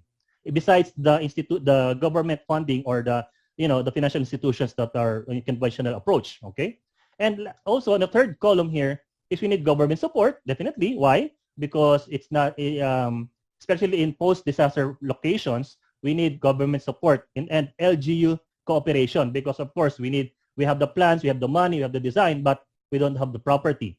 We don't have the authority to go there and implement the project. No, so we have to have those. And also, again, last there, in terms of land identification and acquisition, because the LGU and the field, the grassroots also, are the ones who are very familiar to which location are proper or more advantageous now to build a post-disaster project. Now, there are three. There were two categories of housing: temporary and temporary and semi-temporary. If I'm not getting that correctly, and for our colleague from NA as well. There's a temporary housing project for short term and also a longer term housing project. Okay, excuse me. So how are we able to address these concerns? Thank God that we were called upon by Habitat for Humanity Philippines. When Habitat for Humanity Philippines learned of of the system of our office, EF3, they called us and talked with us and told us to explain and introduce the system to them, and so that it could be considered to be used for their housing project as well. Okay, of course, most of you are familiar with Habitat for Humanity, and they provide. They are the main proponents in terms of housing. Okay, besides other NGOs, of course. Okay, so we were there to present to them, and then also after that, when they were able to, okay, I think we like this. This is feasible. We can proceed with this, and that's what's next. Of course, the Habitat for Humanity Philippines now had their corporate network or stakeholder networks, which we were also brought to France Philippines United Action. Okay, they were this is like a French Chamber of Commerce group. Okay, owning several companies which are owned by French nationals or companies. So we were invited to present the system or the design to them, and thank God they were able to appreciate, and they were able to commit with Habitat for Humanity that they will help with this project. Okay, so that's the second part that we were able to assess, or we were able to solve again with the help of the project proponent. And lastly, of course, with the help of Habitat for Humanity, they also went to NHA. They brought us to NHA. I was also there. My proof of being there is I'm the one taking the pictures, actually. Okay, that's my participation besides being the project director or project coordinator. So we were there with Habitat for Humanity, of course, the principals of the firm, and also the executives of the NHA during that time. So we were discussing the implementation, and Habitat for Humanity was sharing the possible locations, the partnerships, the feasibilities of this project. So these were actually in the report of NHA before, the output, the housing units output was also added to the report in this item. No? So I'm just showing you this, again, the realities in terms of what are to be considered in a post-disaster project, especially for housing. Okay, so these were the partners, the key players which made it possible in implementing the project that I'm sharing right now. Okay, so also again credits to every one of them. So we prepared the initiation and planning. Okay, initiation and planning. So project execution, it will be short. We'll just showing some pictures of what were implemented. Of course, this was one of the sites that we went to in Aguho, Daambantayan, Cebu. Okay, again with France Philippines United Action helping us in this project. Of course, as you can see also there on the bottom, some of the partners which were also owned by French, French national or French companies. So just to show you two different sites that we were able to implement this project or these designs with these partners, of course, one is of course two of them is in Cebu, which is one in Daambantayan and another in Bogo site, in Aguho. Bogo site, which I'll be showing you pictures also later. So those are our two sites, and take note of the location of these sites. Okay, the limited accessibility, the supply of materials. That's why it's very important that I show you these locations. This is our two sites right now. Actually, this is a fresh, if I say fresh, Google Maps photo or screenshot that I'm sharing right now. The left side is the Aguho site in Daambantayan, Cebu, while the one is in Sitio Bantao, site in Bogo City, Cebu. Ayan po, magkaiba po yan. And both of them were co-founded by France Philippines and Habitat for Humanity. Okay, so as you can see, different colors yung roof po niya. Mamaya po I'll show you why there's a different color.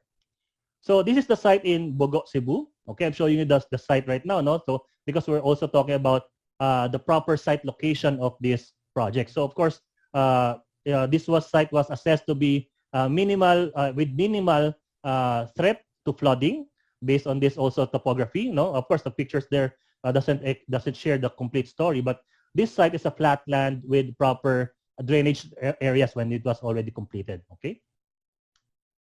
So of course, one of the concerns in terms of implementing a project, especially in remote locations, is the transfer of technology.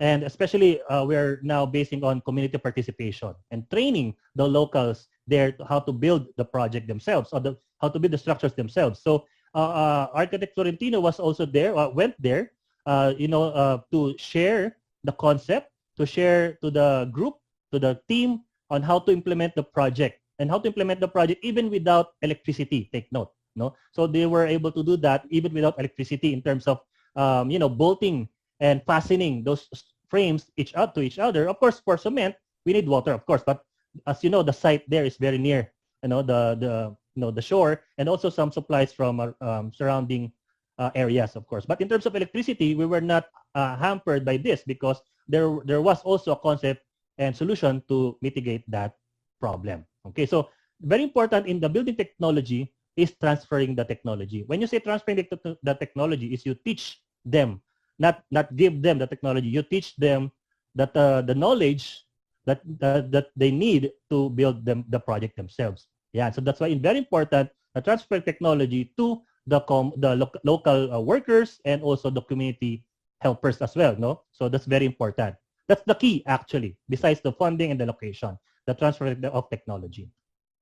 Also, when you now initiate the plan and when you execute the project, of course you need to monitor and control the project. Why? Because of course the funding. It's very important. The funding is very important. So regularly we went there with Habitat for Humanity, and sometimes Habitat for Humanity reports back to us. Even before the pandemic, there were already remote project management and project coordination implementation that we're doing. So during those times we were doing this, monitoring and controlling. They will get back to us, architect. This unit cost around this much. So we're still close with the budget that we allotted per unit because we're monitoring that. That's the key. The funding for each unit, of course, So that's why we also did the monitoring for they're reporting to us the expenses as well. And then when they tell us, architect, we're having problems with the material, then we find another way to find an alternative solution to the problem that they're sending in. Okay. So as you can see, these are the initial pictures of the project. This is in Aguho, Daambantayan, Cebu, with the green roof. By the way, this is a concrete roof. Okay. And also I showed you the shape earlier because the main purpose of this is one, to withstand the minimum required wind speed capacity, I think, of 275, if I'm not mistaken. I'll show you later. They were required to design a house that can withstand a wind speed like that of Yolanda. Okay, so that's why these were the concept. And of course, again, I showed you the structure earlier and how they support each other. Architect, it looks heavy. Yes, it does. But again, the system itself helps, the holistic design itself help the structure be feasible to be built with a reasonable cost. Okay, so as you can see also there on the upper portion of the house, there's a window because that's the loft area.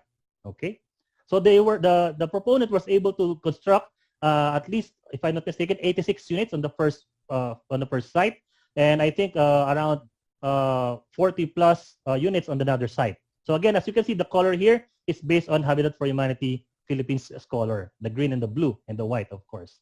So of course, as you can see also here, on the next slide is our site in Bogo. Now the blue color here now represents the France-Philippines United Action logo. So that's why different color. So this is site 2, and of course, as you can see, communities participation is key, because even if they have limited technical manpower, the local personnel, labor personnel can continue because they already learned how to implement this design. So these are also some of the pictures there that were implemented. Again, those all of those units were actually completed. Okay, so as you can see, the frames there, the pictures there, and also the turnover. No? So as you can see on the upper right, upper middle picture, the turnover or the ribbon cutting for the first unit. And this is also some of the pictures. Pardon the picture because this is old. We still don't have, I think. Yeah, we do now, no? But the picture is old na po. So that's why that's the quality of the resolution of the picture. So this is again in site 2. This is again going back to site 1 again, the already completed project, the first site that we completed, of course, with behalf of the proponent. This is the one in Danbantayan, Cebu. Okay, so as you can see, those personnel, the ones in the middle there, the one in the coat, is a representative from the French ambassadors and French government. They were sent there to inspect and check the status of the project. So as you can see there, the pictures on the site during those time. Okay, another angle. Okay, so that was the implementation. So as you can see, the representatives there, and the former mayor, I think, the former governor is also there, and representatives from different companies, and especially, of course, representative from Habitat for Humanity, and yours truly on the right side, on the far right there. Okay. So some, some images that can show you if I may say, the success of the project, which Habitat for Humanity also used this site to encourage more support and other partners in also again building back better and building more and more post-disaster housing projects. And so you can see also on the left, the articles there has been actually there are several articles that were issued, but I'm just showing you some of them in line with our limited time. Of course, some also trivias that Habitat for Humanity Philippines posted in their Facebook page. How well do you know Habitat for Humanity Philippines? You can see on the right side, lower right. Did you know the hyperbolic paraboloid homes built in Habitat's Barangay Aguho, Dambantayan community in Cebu can withstand up to 275 kilometers per hour winds and intensity 8 earthquakes? That was the requirement given to the technical team, to E. Florentino and Associates. Okay, and also that again they made this marketing and promotion images to encourage and to inspire other partners to help and support the projects of Habitat for Humanity. And of course, after the implementation, execution, and monitoring is of course the closure and turnover. So here, as you can see, several groups, international groups, went to the site to help build the community. Of course, from different nationalities. You can see from Korea. I think there was also from France. And also on the right side there is another group. So there are the marketing and promotion went global, and so that's why so many groups, international groups, went to the site to help also build the project, to help fund and build the project as well. And of course, this was the day of the turnover, the ribbon cutting of the first site to the beneficiaries that were which the units were given to. As you can see, also the French ambassador there and representatives from the French contingent. I think the former mayor also on the left, if I'm not mistaken, and the former governor on the middle. And also, of course, architect Florentino in the middle, showing them or explaining them the concepts. Still some photos also. As you can see on the left side here, this is the sample, of course, still unfinished, but the sample of the multi-purpose structure that was also implemented to be used as either a clinic, a classroom, or a barangay center, etc. This is the one on the left. Okay, so each site has at least, I think, one unit of this. Of course, giving credit to our principal there who made the design. And of course, the most important part of my slide is this slide. Of course, I saw them when I was there taking pictures. It's not my pictures, but when I also taking my own shots, they're very happy. It's very fulfilling as a person to be to participate in this kind of project, especially for those vulnerable families from the shorelines and those who were affected by the tragedy back in Yolanda. Okay, and of course, lastly here, this model stands also. I hope it still is displayed in the Office of Habitat for Humanity Philippines in Makati. I hope it's still there. Pero that's what I'm showing you right now. Again, to give credit to our principal. And of course, to the proponent, definitely, and partners and supporters. And with that, I hope I got, well, again, thank you very much. I hope I have given you a useful information in terms of the topic assigned to me. Thank you very much. Thank you very much, Architect Carlo Marudo, for that wonderful presentation. Okay, now that we have heard from all our resource speakers, we will have a discussion. But in the meantime, let's first take, kasi medyo syempre, of course, everybody, I'm pretty sure, it's too much information being taken in by everyone. So let's take a little bit of time to let that settle in, make us think about what we've heard and what we've seen. And probably let's take a 5-minute break. And then after 5 minutes, let's all come back. Those of you who might need to get a drink of water, take a short bathroom break, toilet break, and then let's come back after 5 minutes so we can have our roundtable discussion. Thank you very much, everybody.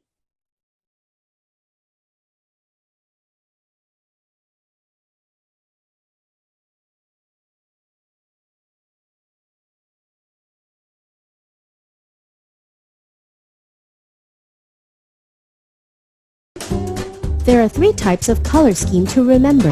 First is the monochromatic color scheme, which uses different tones of the same color. Use the darkest tone to create pockets of visual interest in the room. An analogous color scheme uses colors that are next to each other in the color wheel.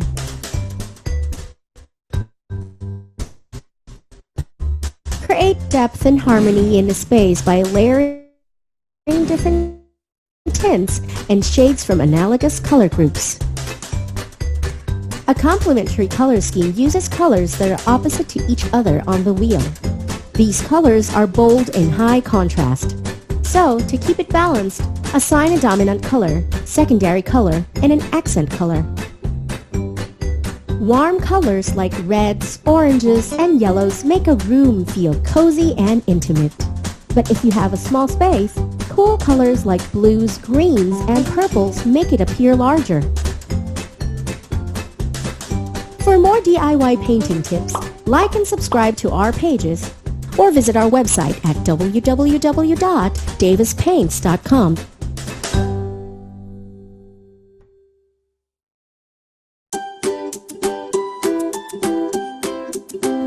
Color affects people in many different ways.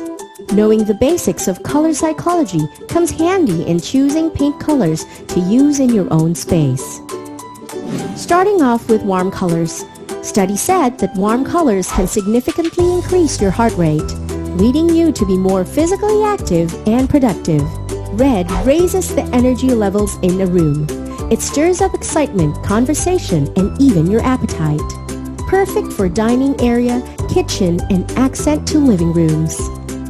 Orange conveys playful energy. Keep the vibe fun and bright in your kids' playroom by painting it with bright orange palette.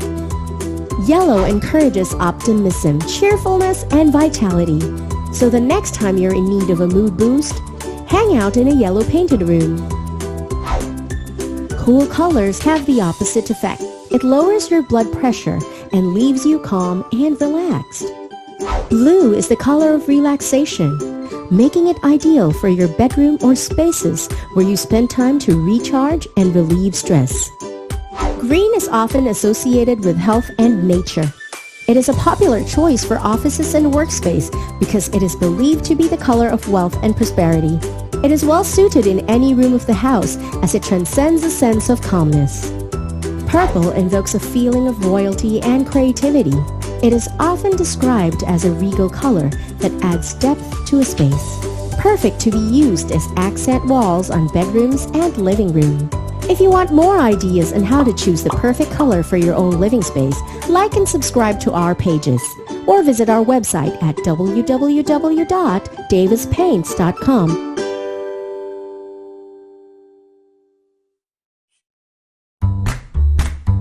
Are you ready for your next DIY paint project? Today, Davis Paints will show you how to visualize your color schemes using Davis color discs. The perfect tool for professional designers, the Davis Color Discs allows you to create and compare the right color combinations for your color scheme needs. 1. Select 2 color discs and slide them together. 2. Select another color disc and slide it under the first. 3. Rotate, compare, and match up until you find the combination that's right for you. You can slide in up to 7 color discs to study and compare your desired color scheme. The Davis Color Disc is available in all DIY stores near you. If you want more ideas on how to choose the perfect color for your own living space, like and subscribe to our pages, or visit our website at www.davispaints.com.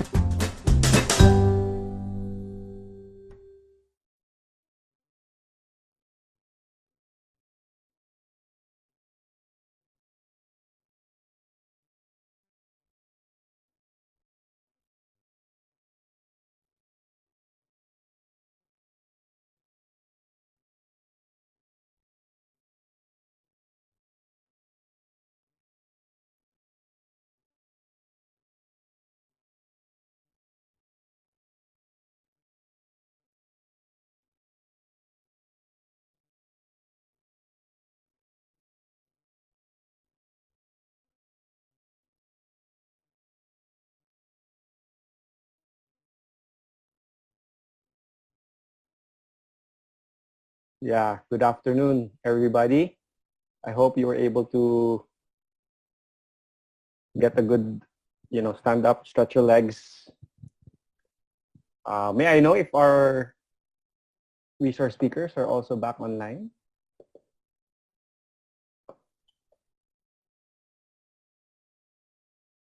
So as explained earlier by Architect Rix Abordo, we'll be following like the Harvard method of for our discussion. So for this particular topic, we're centering around the province of Dinagat Islands with respect to Typhoon Odette. So we heard from our resource speaker so many things to learn and so many learnings to pick up from all these specializations that they have. And we could see that there are actually so many solutions available already. So many things that are available in the face of disaster, in the face of rebuilding, and in terms of building back better. We have the capability. We could see that there are already designs being made. There are actually connections, and as Architect Carlo Maludo explained, like the things that you have to look for the private partnerships and everything. But with respect to the Dinagat Islands situation, I think I think it also applies with everything else, whether it's Dinagat or some other area that gets hit with this kind of situation.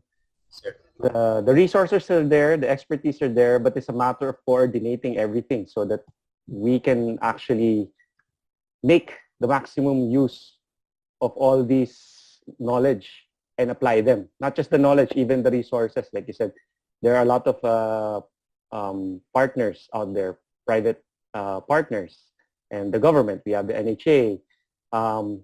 We all have these resources at hand. So I think to start off the conversation, maybe, of course, the main proponent here in this particular case is Dinagat Islands, and we have the representative architect Edsel Castro. It's unfortunate that we don't have the other stakeholders, which are the first responders in terms of the disaster response people and all the other people implementing on the ground. But it's nice that we have, of course, representatives from the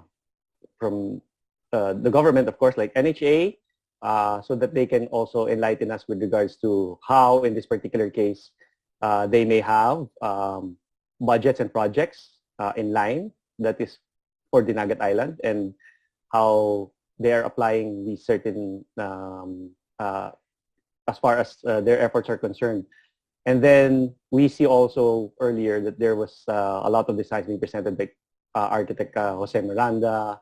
And then, of course, it was very similar to what architect Carlo Marudo has presented. And then we could also notice that even NHA had their own like basic blueprints as to what to rebuild.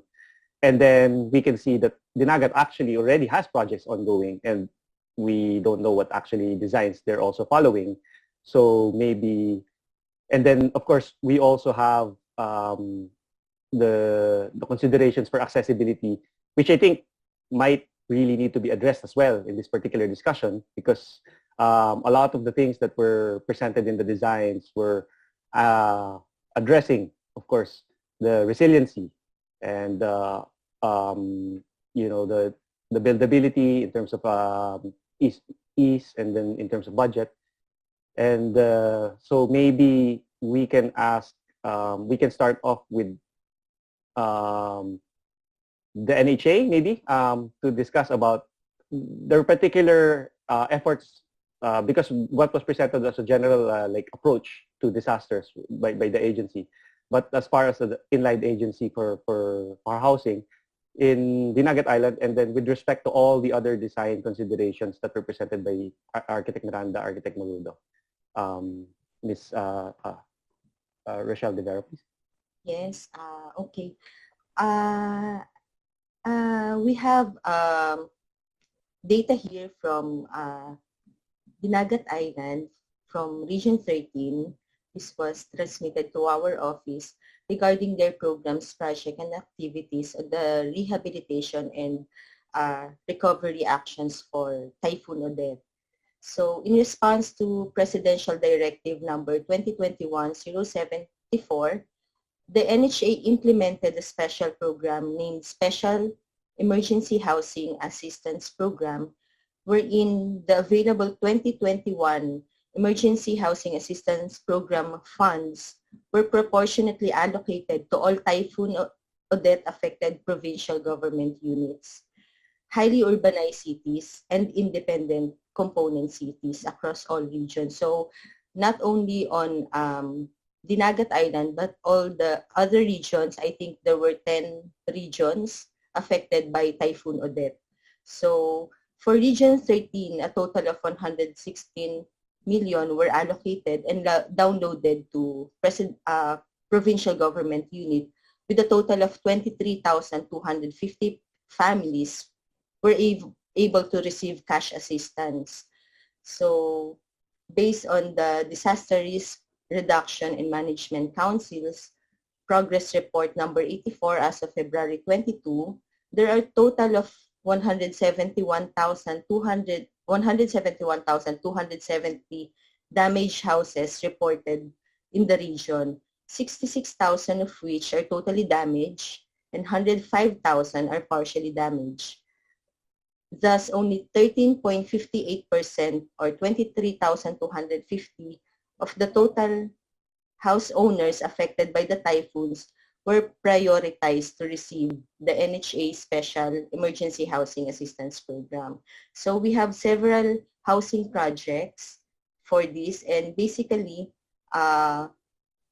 disaster resilient housing will be implemented for these projects. However, yun nga, since we have limited budget, not all house owners will be covered. So that's the main one of the main problems and challenges in this post-disaster for Typhoon Odette, the magnitude of house owners versus the availability of cash assistance and housing projects. So that's it for the initiative of National Housing Authority.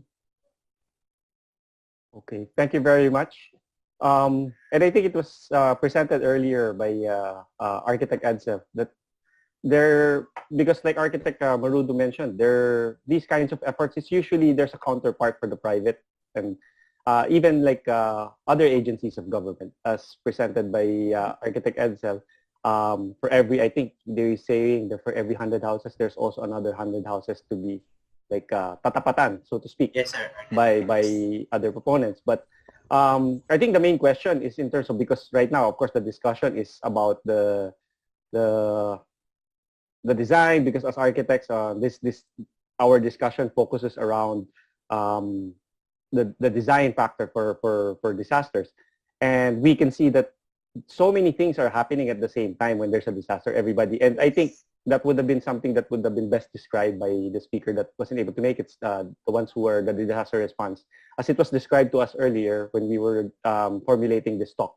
About there is so much effort and so much resources, but it's a matter of like putting it all together. So as far as design is concerned, like what is the approach? Like you see, we have the design of Architect Jose Miranda, Architect Carlo Marudo, from their firm. Are there any in the designs that you saw or the features that were presented? Did you see anything that in the current projects that you have in Dinagat Island, Architect Edsel, or even in the current designs of NHA that you are going to implement? Are there features there that you have that what we would consider best practices?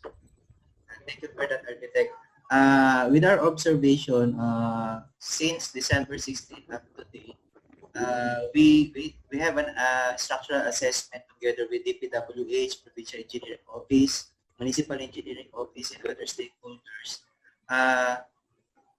There are designs that really applicable, especially cable roof is easy to construct, but with the explanation of one expert I heard earlier that mitigation and yung papatibay ng mga connections. Yun ang nakita namin nagkaroon ng mga fault during the assessment. Even using yung mga rebars as mga anchor na pinaliwanag kanina, very ano na siya, matagal na siyang practice ng iba kahit nga yung mga carpenter, mason, they know it. Kaya lang, syempre, there are clients that even in our area, hindi naman talaga reach yung lugar. Kumbaga, kung ano yung kaya lang ng mga tao doon, ng mga lumat, tawag nila dito sa lugar namin mga lumat, kahoy lang kanila, mga joints, pako. Yung pagdadagdag ng reinforcement, yun ang medyo parang para sa kanila. This additional costing, yun yung nakita namin observation. Even using the mixed type of construction materials like concrete and wooden, kanina pinakita din sa expert.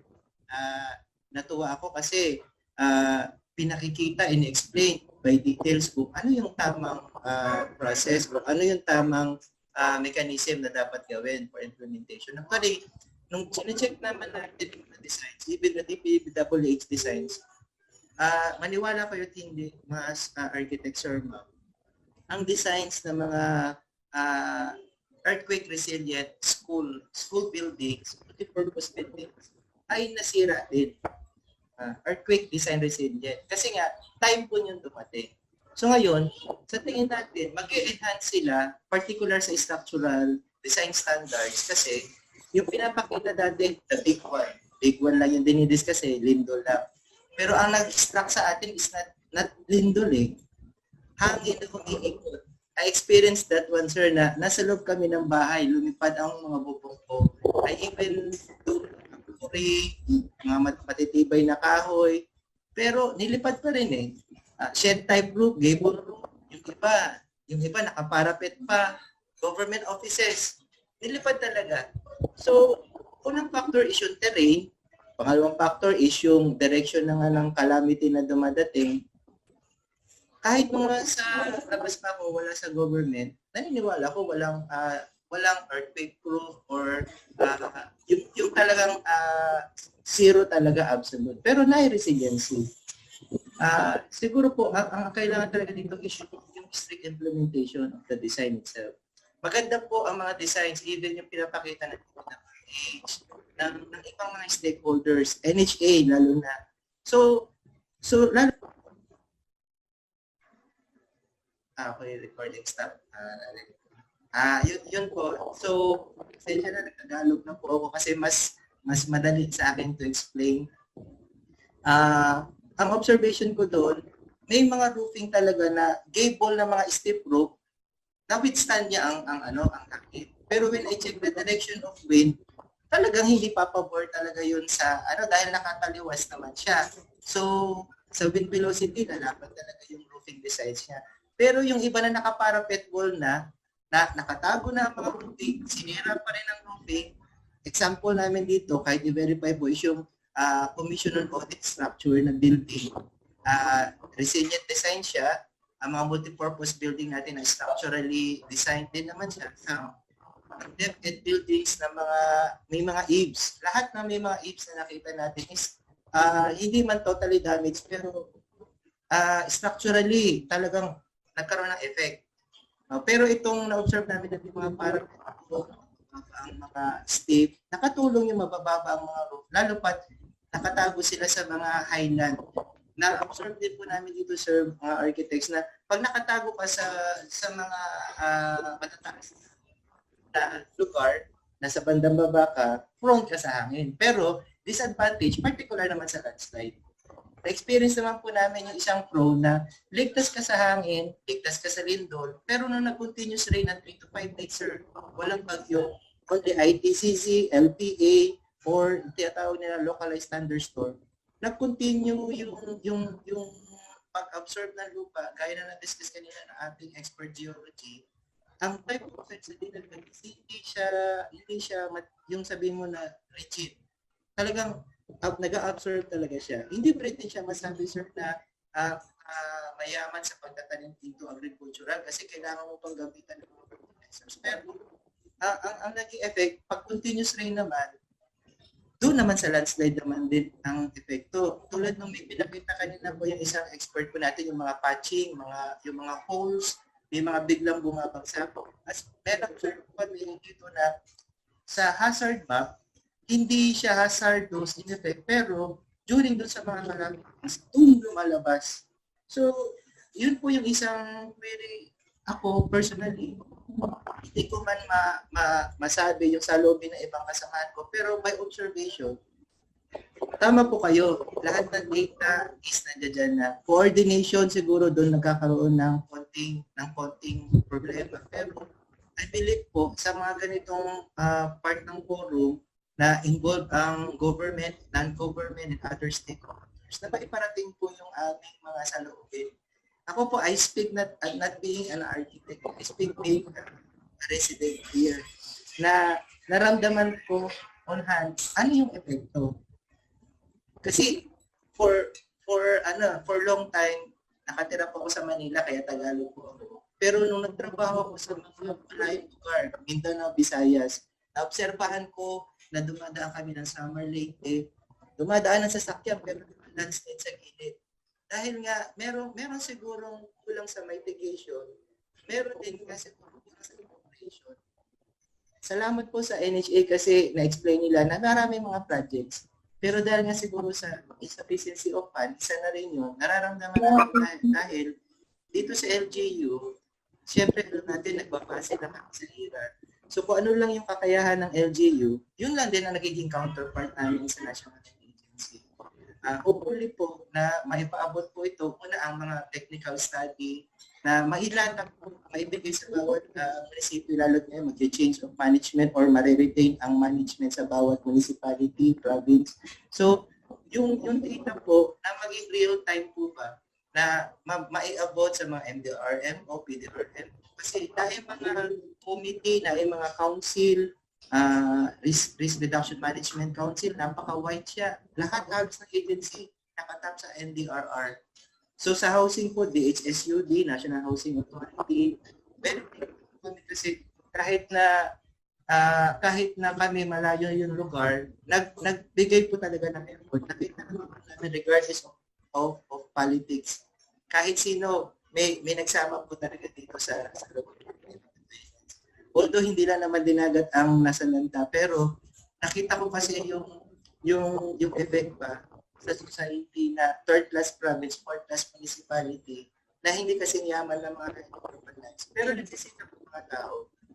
So, maraming salamat po for this chance po. At yung na-learn ko po talaga dito, mas thankful nga sana po kung narinig din ng ibang mga kasamahan ko. Pero pasalamat pa rin po ako kasi sinishare ko naman po yung mga videos, photos, and hopefully kung meron din po ako makuha mga materials po ba, ma-send po sa Messenger or Facebook, ibibigay ko po sa kanila, lalo na doon sa mga technical na nakakasama po natin, para hindi lang architect, hindi lang engineer, kundi lahat magtulungan para po dito. Salamat po. Thank you so much, Architect Castro. Just to review what Architect Castro said, because he used the vernacular language. So just to review, his main concerns were the implementation from the LGU, then also with the technical studies, specifically with the roofing. Am I right? Actually, when I first saw his design, the proposal, it was flat. Then I also saw the other proposals by Architect Marudo and from the NHA, and also from the emergency architects by Architect Miranda. It was really notable that the design of Architect Castro was really different. It was really flat roof. I think there was also, it's really important that we really get a sentiment or comment really from people, from the stakeholders who actually experience the disaster, especially that Architect Castro is also an architect, so he could also speak the language. Ma'am Jessica, correction po. Hindi lang po yung design po. Actually, design din po ng kapwa ko architects, architect Hongkay.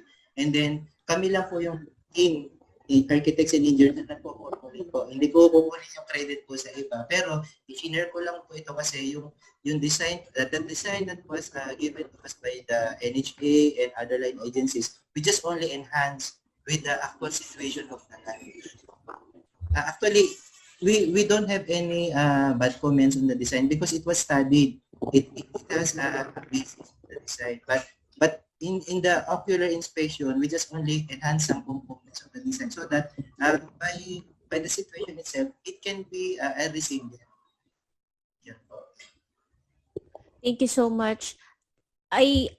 We give credit to all the proposals, and like we said, there's no right or wrong, but there will always be better design. However, I think most of us also notice here, there is something that was not mentioned among all these prototypes with all these designs. It's the accessibility. Now, can we call on Architect Peji with regards to accessibility and design with these housing projects? Thank you, Jessica. I would like to know firsthand from Architect Castro, how many disabled persons are there in Dinagat Island? Sir, architect, per population, as of last 2010, we have only 120,000. And by percentage po, as I check, hindi siya ganun ka-significant yung number of PWD na with wheelchair. Pero there are some disabled persons like blind, like old and pregnant women na they are using these accessibility features. And also I'm very grateful that I'm one of those who are monitoring this because of the seal of good and local governance. The PPP is highly observed because it is part of the checklist. Actually, this coming day, the DLG will be coming to us, the regional office, to check all the accessibility features. And since the last term of Governor Glenda, we are awarded as an SLGLG champion because we are following the BP 344 compliance in all government structures. But in private structures, we are encouraging the municipal LGU building permits office to issue building permit to comply with BP 344 standards. Specifically, sir, the ramps, the PWD toilets, and hopefully the LGU will comply also because I understand that it's also part of knowing na yung ating mga structures is compliant to BP 344. Pero this time, sir, ang mga accessibility, ang mga PWD ramps and toilets po natin is need to reconstruct or rehabilitate dahil nga dun sa nangyaring tragic na typhoon. Pero rest assured, sir, na as professionals here, architects and engineers, and sir, to observe these BP 344 standards, no government.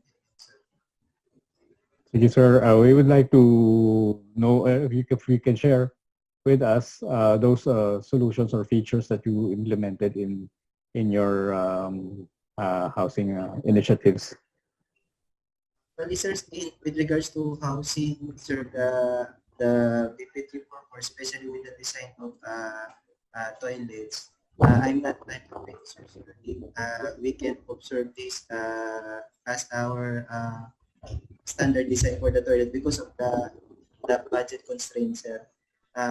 Hopefully, having enough budget, sir, we can still adapt the toilets, sir. But for the degree, the inclination of the road, the ramps, we are trying to have the accessibility of the designs.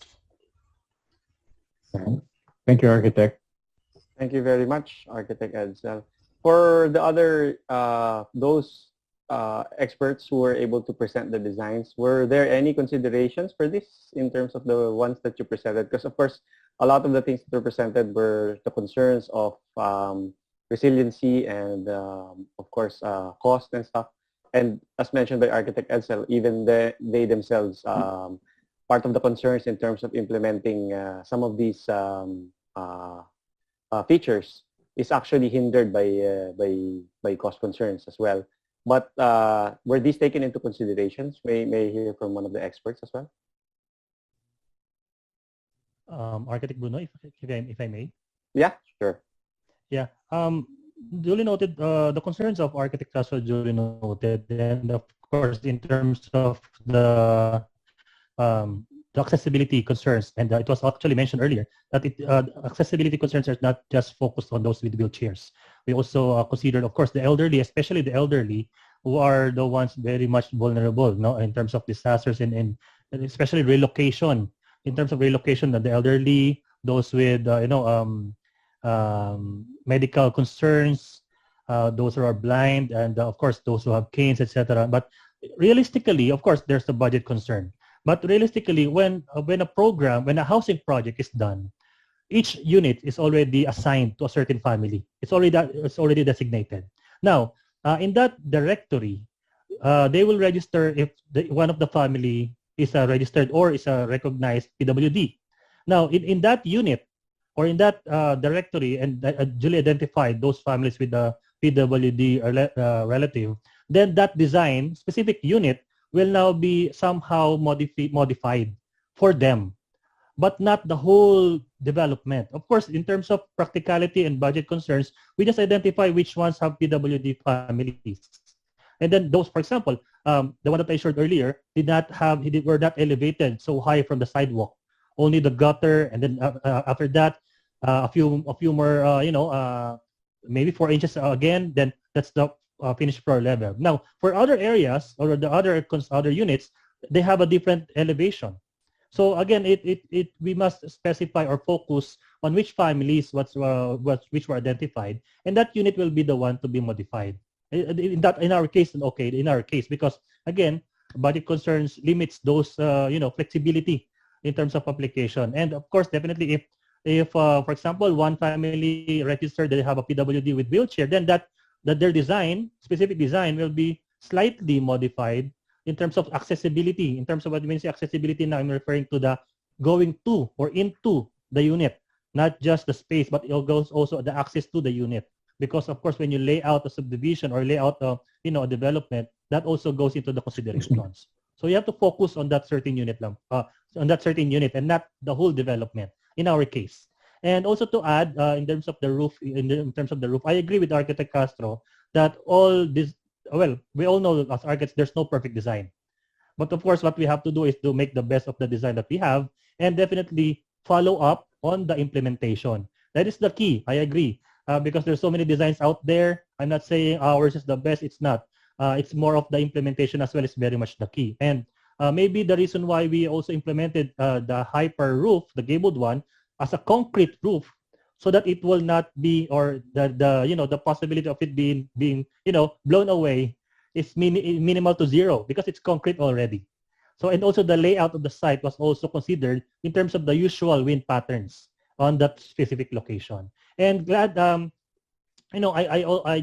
before this event, I Google Map that same site earlier, and I saw that the same development is still there. They have actually planted gardens. They have their own wooden fence, etc. Then of course, once you deliver a development, after a few years, it becomes, different styles na because of the certain users. But gladly, I saw it's still there, and the roof is still okay, of course, because it's concrete. The colors are there. Of course, there's no perfect design. Some leaks here and there, but of course, at least the structure, still, as per our own experience, is again, is still okay, if I may say. Now, again, it depends on certain sites. I agree, because Dinagat Island is very much actually they're the ones who are the the welcome mat.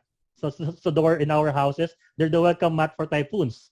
They're the ones the first one to be the barrage with typhoons. But of course, there's a different types of scenario for each site, and I agree definitely with that. Thank you. Okay, thank you very much, Architect Carlo Marudo. So if I may sum it up, it's basically what we're saying here is that we cannot always take into consideration all the things that are needed by every house, especially because there is a constraint, and that constraint is of course budget. And as much as we would like to have one universal design, whether it be for the resiliency or accessibility, we always have to adapt, whether it's the site or whether it's a particular family down to that level, because the budget really has a lot of say in what we end up coming up with. Just like the site, I would just like to ask, for example, see Sir Luigi Gamboa, the inputs, in terms of like selecting the sites. He was saying a lot of things about the Nugget Island a while ago and the features, and I can see somewhere in the comment that somebody mentioned that the location of the Dinagat Island is clay loam, so it's challenging. So these are things like, of course, the LGU, as mentioned by Architect Marudo earlier in that process, that the LGU is sometimes the one tasked to identify the site. There are certain considerations that they have to look for, and this is, of course, like they're saying right now, Architect Edsel says it has to be on high ground, but Sir Luigi, these things, do you have like a coordination with any agencies, or is there a special process wherein your expertise is always tapped whenever projects like these are being done, like for relocations and stuff, that you also have to make sure? Because in this particular case, a lot of the designs were anti-earthquake, but there's a concern about the typhoon, and it didn't work for the typhoon. So in this case, maybe they're putting these houses now, and Dinagat is putting it up there in the mountains because they're saying those are the houses that didn't get affected. But who's to say there was no assessment in terms of earthquake this time around? So your assessment is very important, and I don't know if the Dinagat Island LGU was able to take that into consideration. So what is your input, sir, in regards to site selection and of course your expertise and how your part plays into this whole kind of scenario? So I think for the site selection, it depends on the hazard that been induced by the community. For example, if it's earthquake-induced landslide or other earthquake-induced events such as a tsunami or volcano or earthquake-induced landslide, you should ask for assistance for the DSCT box. And then for the rain-induced landslide and for the flooding, you ask for assistance to the Mines and Geoscience Bureau. And for the severe wind and what we call that, some typhoon-related hazards should be of USC Pag-asa. And then as far as I've experienced when I was in the city box before, which I was involved in looking for some landslide prone areas in the whole Philippines to in looking for sites to install an early device. We first seek an assistance to the LGU, especially the MDRMO or the municipal planning officer, if there are some history of mass movements or land movements in the sites, especially because they are very knowledgeable in the area. They've been living there for a long time, and then what we will call that. And after that, we survey the area if it's suitable for the installation of landslide sensors, because one of our conditions for selecting the size as first it is composed of mostly soil, which is dominated by clay type or silt type.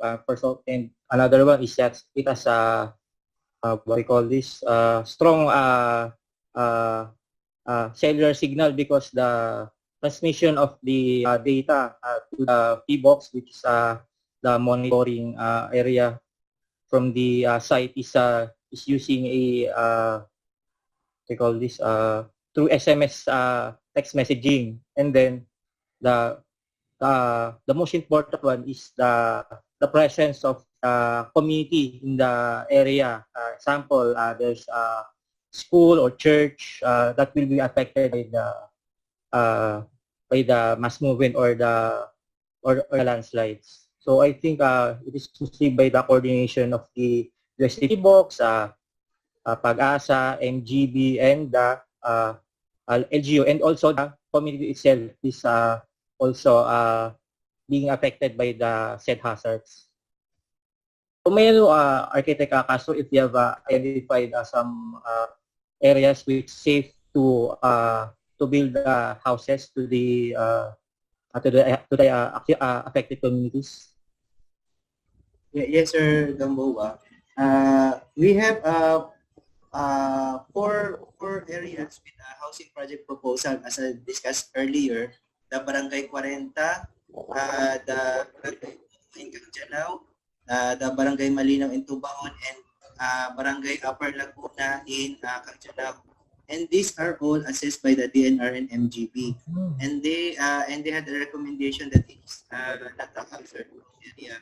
But as per their data, so considering the data is maybe not up to date, so if ever the concerned agencies should give us an up to date or a real time data, so that this will be our basis on a real time also in designing building structures.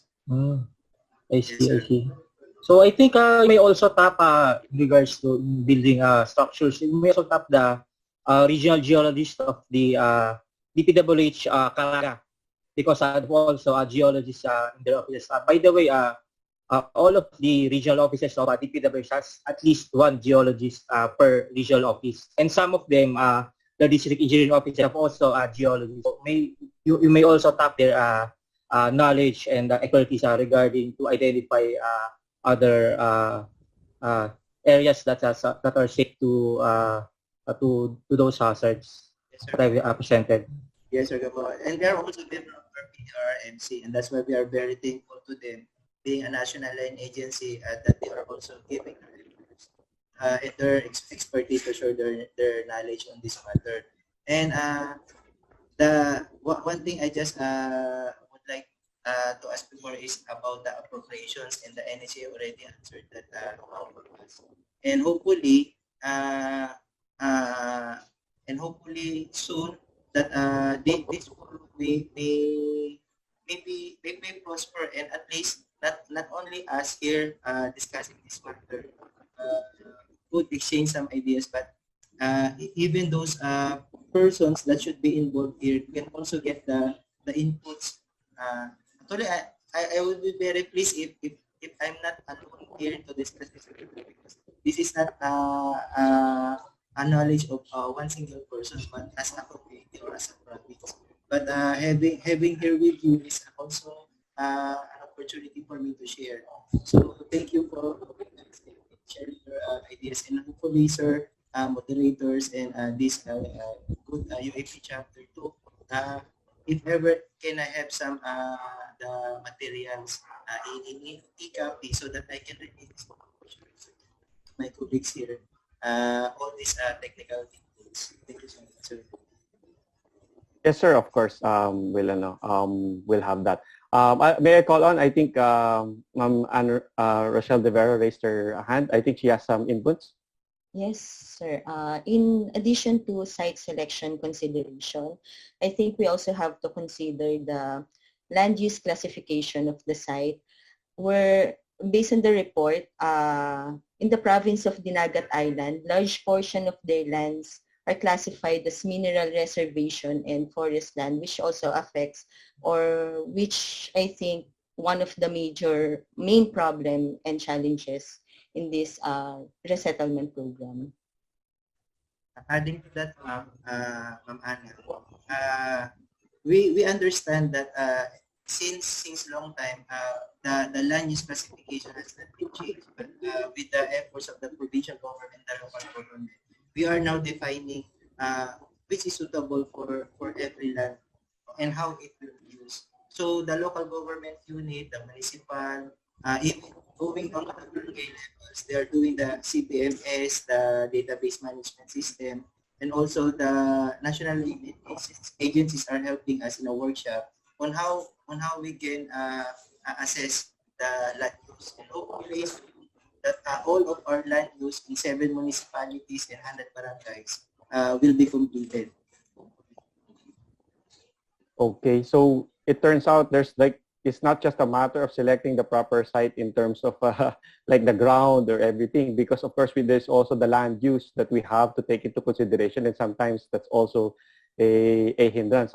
May we have Architect Carlo Marudo? I think he wants to give his own input as well.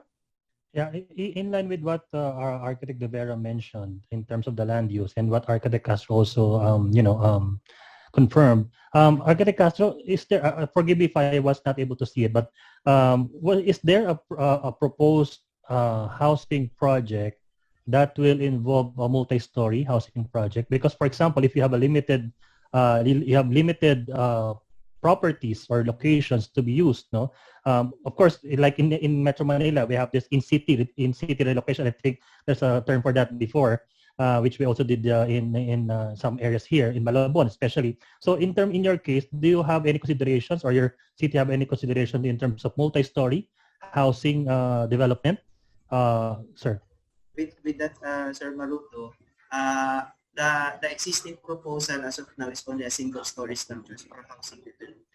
But we are still studying for a multi-story structures in the low-lying areas, but not necessarily on the shoreline, because Dinagat Island is surrounded by water, and we also have lakes in between.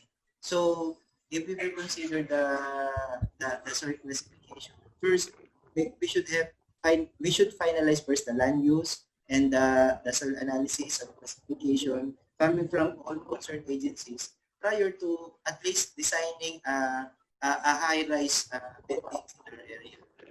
In the consideration to that, sir, we have two-story with a roof deck structures in our provincial capital having more than 200 meters above sea level.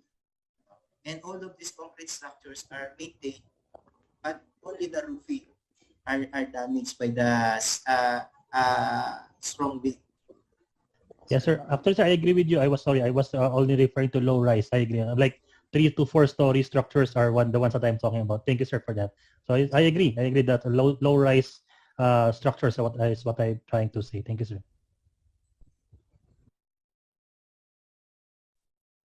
Thank you so much to Architect Carlo. No, now what we're getting from this is we have already counting all these factors coming from the accessibility, from the budget, from the NHA, and also in terms of the perspective of our geologist, Sir Gamboa. Now, in line also with the question from Architect Ricks, I would like to first ask this from the emergency architects, Architect Jose Miranda.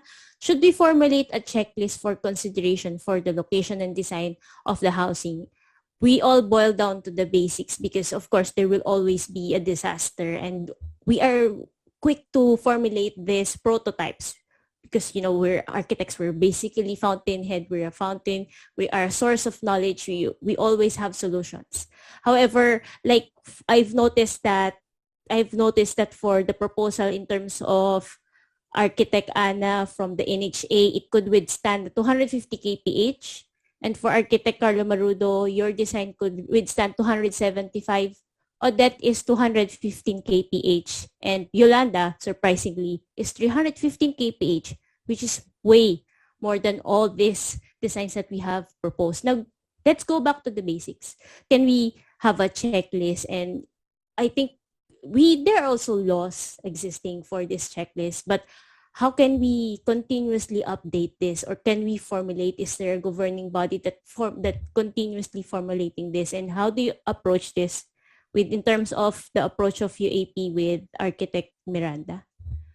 Then after that, we're going to ask Architect Ana in terms of that question.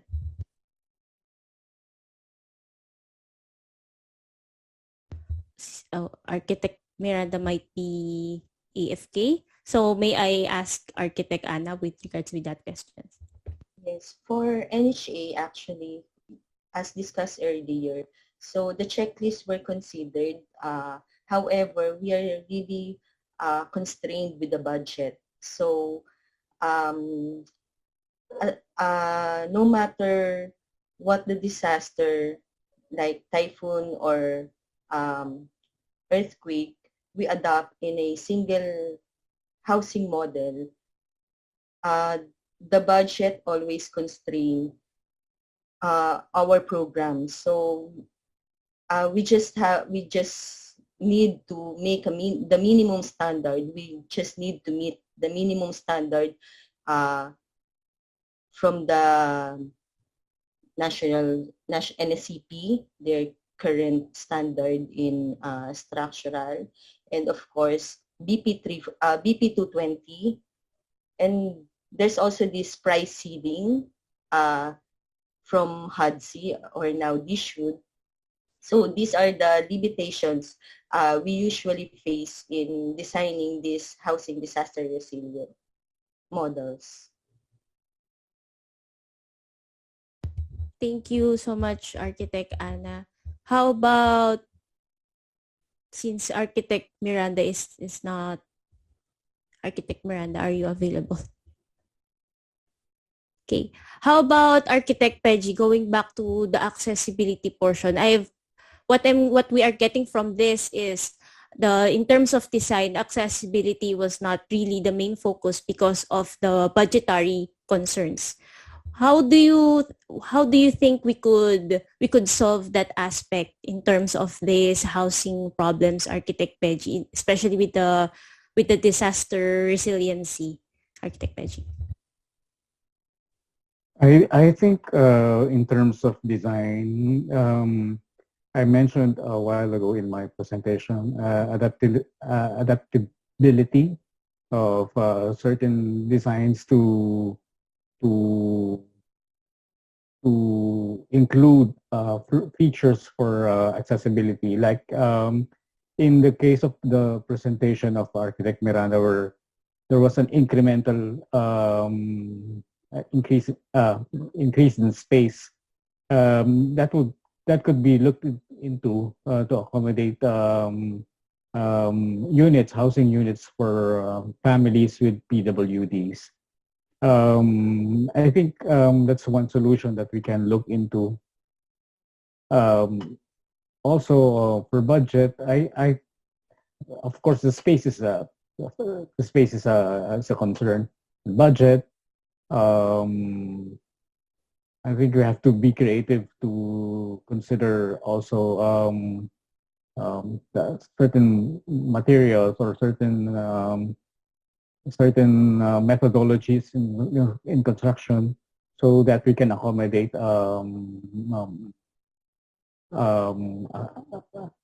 housing units or put up housing units that can that with a certain budget that can accommodate certain features in like accessibility in them. I think also I think what was not mentioned more on on the prototype designs that were presented is how fast they can be erected as time is translates into money or to cost. I think that's one thing that we can look into as one area where we can save so that we can have resources for certain features like accessibility. And also going back to the basics, like we looked into how houses were constructed in Batanes and how these houses responded well to Batanes is one area where for I think it's not a doormat of typhoons. It typhoons reside in Batanes actually, and I think it's one thing that we have to learn something from.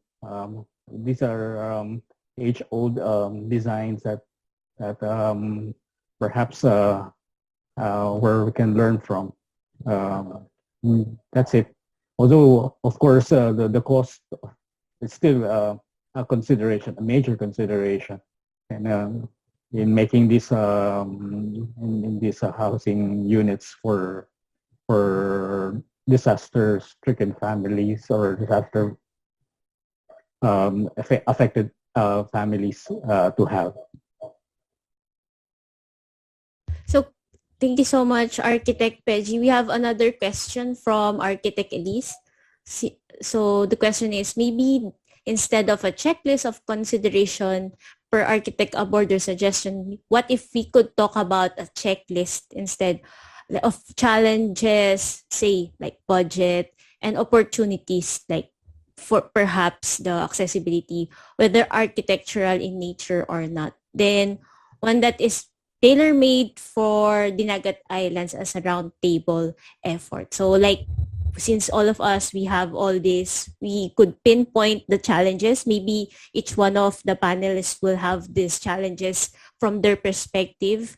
Then from that, we could come up with how these challenges could eventually and ultimately contribute to the Dinagat Islands in their approach with in terms of the resiliency and the design and the situation overall of the post-disaster and post-disaster roundtable and how to rebuild the homes after the Typhoon Odette. Now, can we start with Mr. Luigi Gamboa? What are the challenges coming? See from your perspective, the challenges and opportunities, and other considerations that people need to factor in. Then eventually, you could tailor these things which could ultimately contribute to the Dinagat Islands. I think first is the hazard that hazards that already present in the Dinagat Islands to be considered as challenges which ILIA identified in the susceptibility maps produced by the Mines and Geosciences Bureau. And what else? I think the livelihood of the locals also would also be considered for the residents affected by the typhoon. And then also the terrain, the landforms that present in the Dinagat Islands. So as I've said also before, the Dinagat Islands is mostly a mountainous area. So I think this may be considered as one of the challenges to consider. Thank you. How about Architect Anna? With the same question. Yes, of course.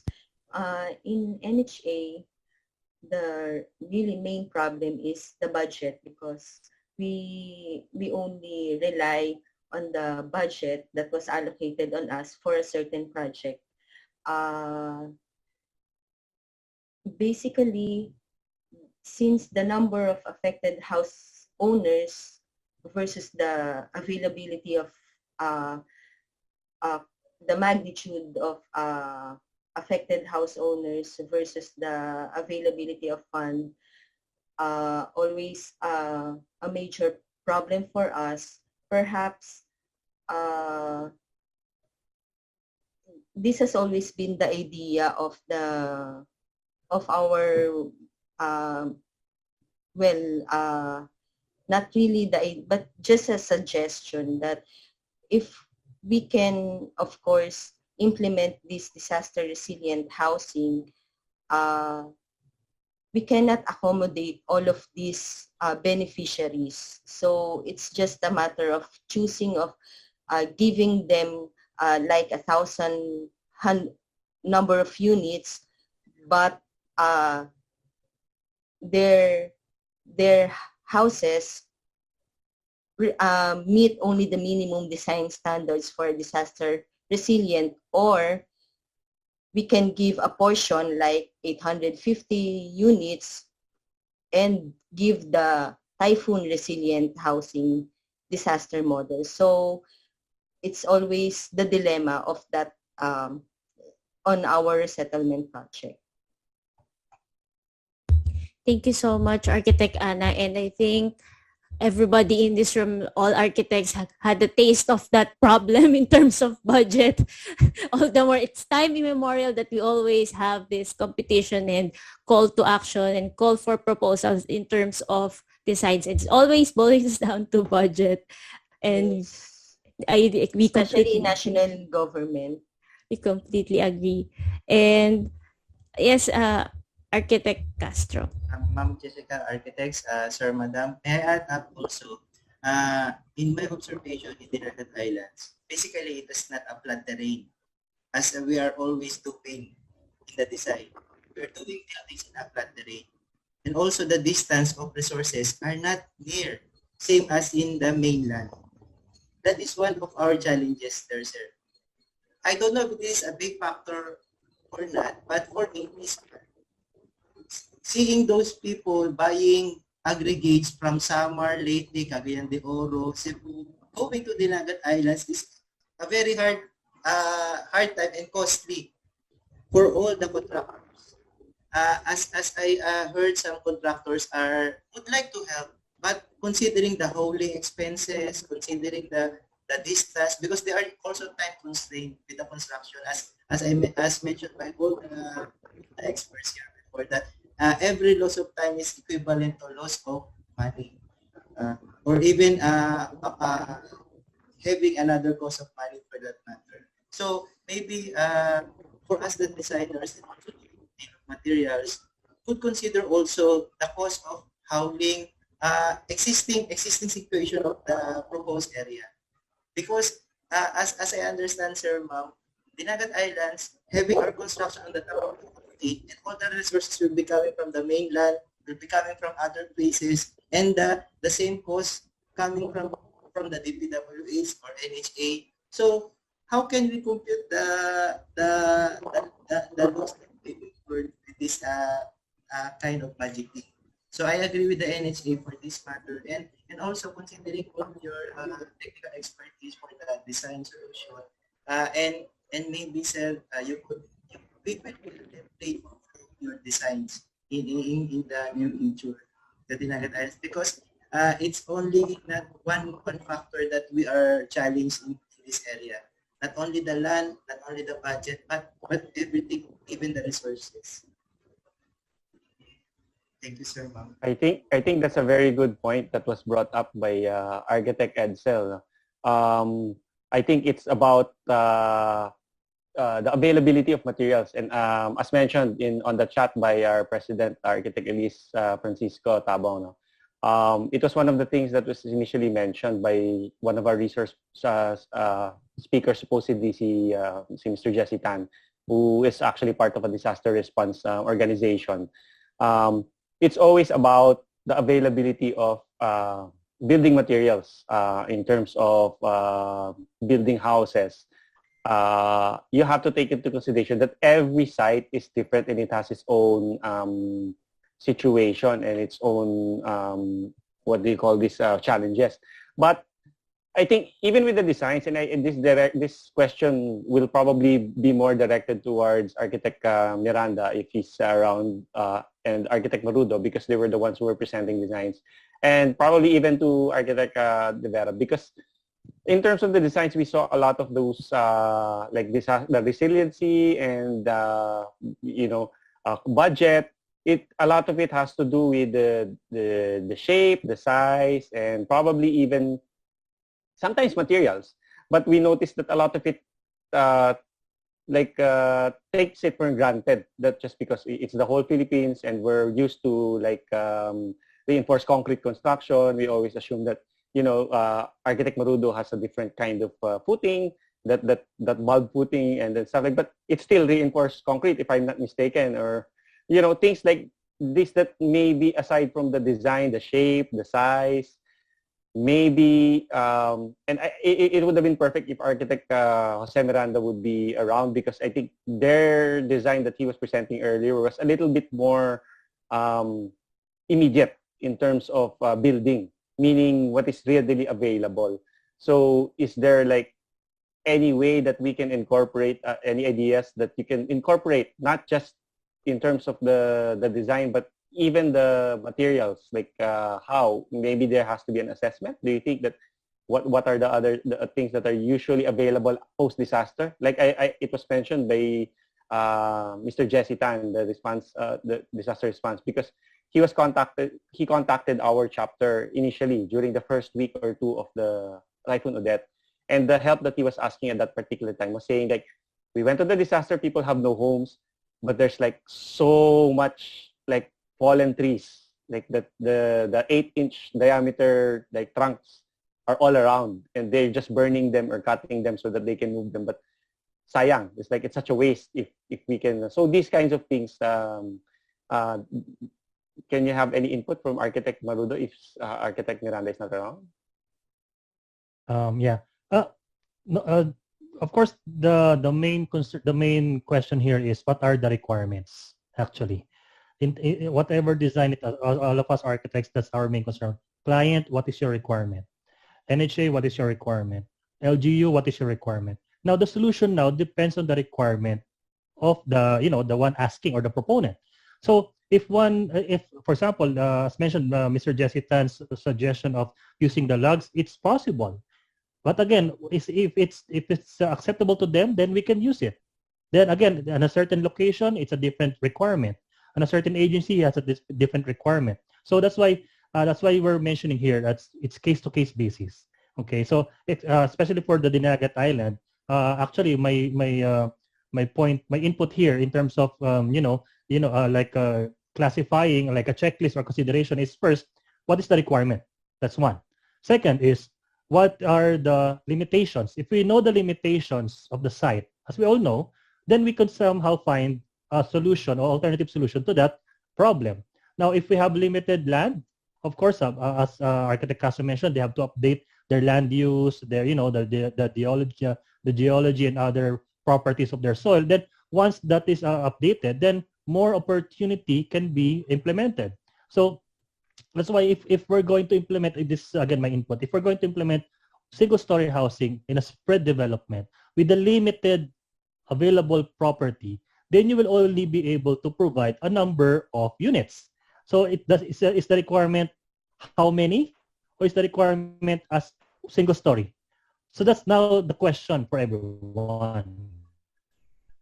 So it depends now on the project requirements. For me, once you identify the problem, which is the land, the availability of land and the money, well, for me, to be honest with you, the money, the funding is flexible, if I may say. Why?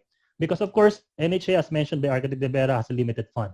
Now, that's why when I shared our presentation, part of the funding, some of the funding there came from NHA. Some of the funding in another site came from the France Philippine United. Some of the funding came, additional funds, came from, Habitat for Humanity. So even if the funding there can be adjusted in terms of our as construction triangle of constraints, cost, time, and and other aspects there is the scope. So the cost can be adjusted. Why? Because we can get other partners. That's what I was trying to emphasize. You can get other partners to help us implement the project in line with the requirement of the proponent or the locality, like for example in the Nugget Island. So that's the main question here. What are the requirements? What do we have? What available, as mentioned earlier, what available materials do we have? Because in some clients, like in some proponents, they mentioned what you call this semi short-term or temporary housing. That the wood, the logs can be applied in that type of requirement, temporary housing. But if you're looking for permanent housing, that's a different scenario. Of course, you have to have a permanent structure. So it's a different question. It's a different scenario for every type of project. So that's what we have to, we have to see. And of course, the technology available. When you say technologies, the technology in terms of not electrical technology, but the mindset that if you're in NHA, they have several technologies available. If you go to their compound, they have sample units there. They even have a manual. You have a manual for building technologies. And of course, those building technologies already accredited. If I'm not mistaken, ma'am, ITEC. If I'm not mistaken, ITEC accredited. Those can be considered based now and applied and adopted, as Architect Castro mentioned, in the local environment. And then they will adjust accordingly. So that's the main part. Again, for me, this was I was also taught about this when I was younger. It's not just the money's there. Yes, if it's limited, then you find other source of money. But what's the requirement? When you talk with respect to our colleague, when you're talking to the government, it's about money. But if it's you're providing housing for the for our countrymen, for the vulnerable people, the affected by it, then money should come from everywhere. And that's the effort now. If that's the effort now of each what you call this partner groups, either private or public groups, to get help, because we all have the designs, we have the knowledge, but in terms of implementing it, putting the coins in the piggy bank there, that's the question now. We can analyze everything, but if can we implement it? We have to borrow from other country. We have to get funding from Japan. We have to get funding from France, but we have the idea. So it now depends on what are the project requirements and the limitations and availability of the certain project site. Thank you, ma'am.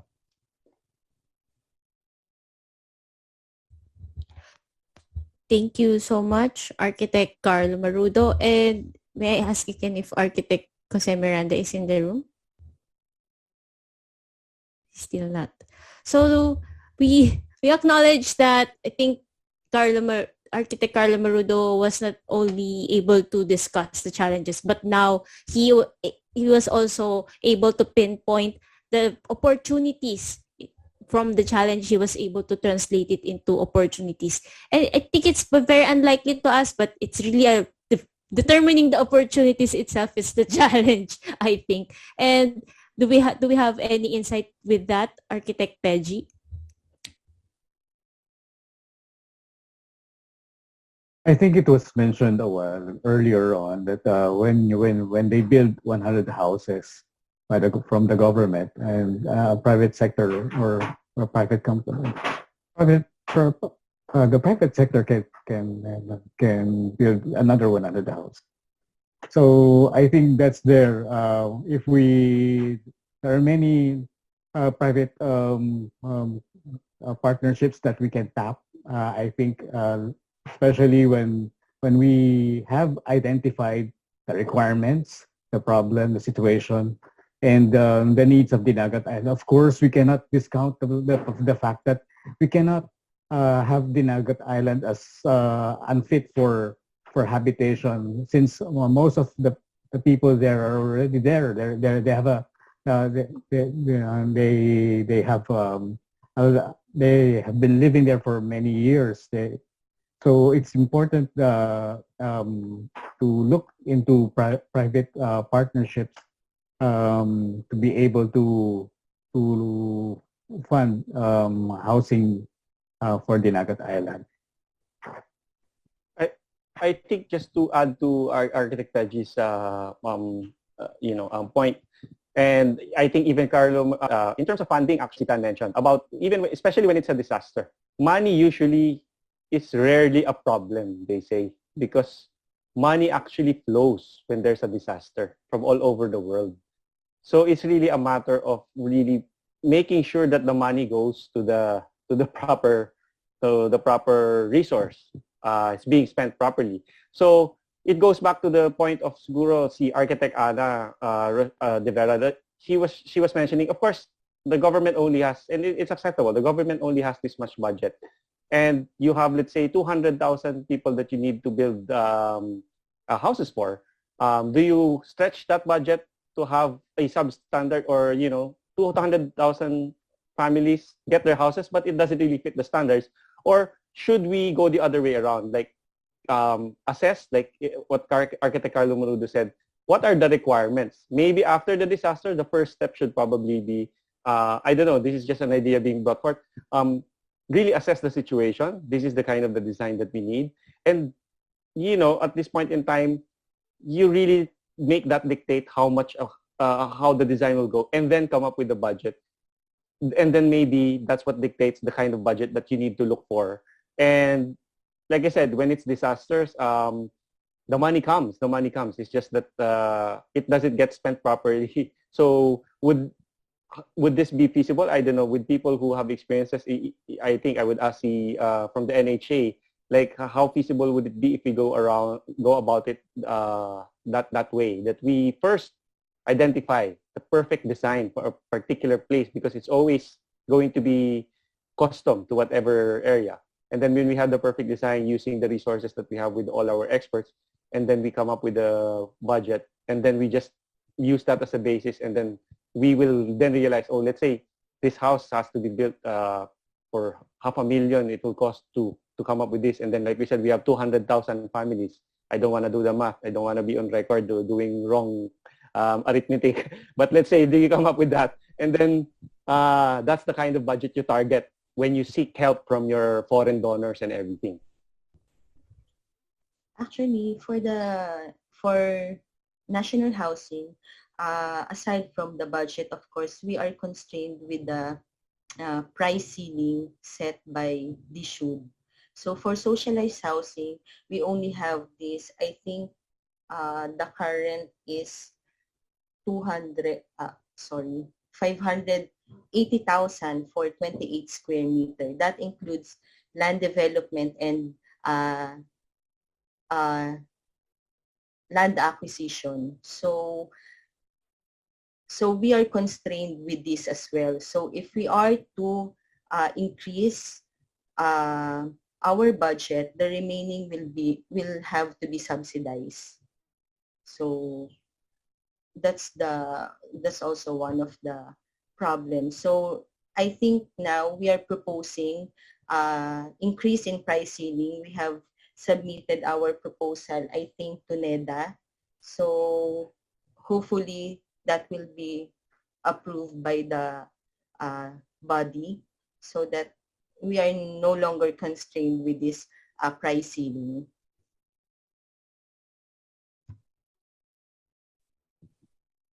Thank you very much, Architect.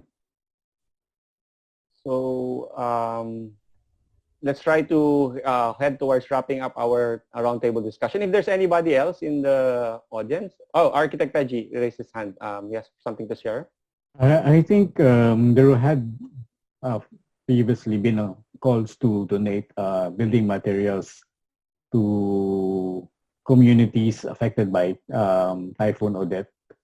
One thing that perhaps this lacking in the assistance is, although it may be a temporary measure, so that those families have roofs and over them.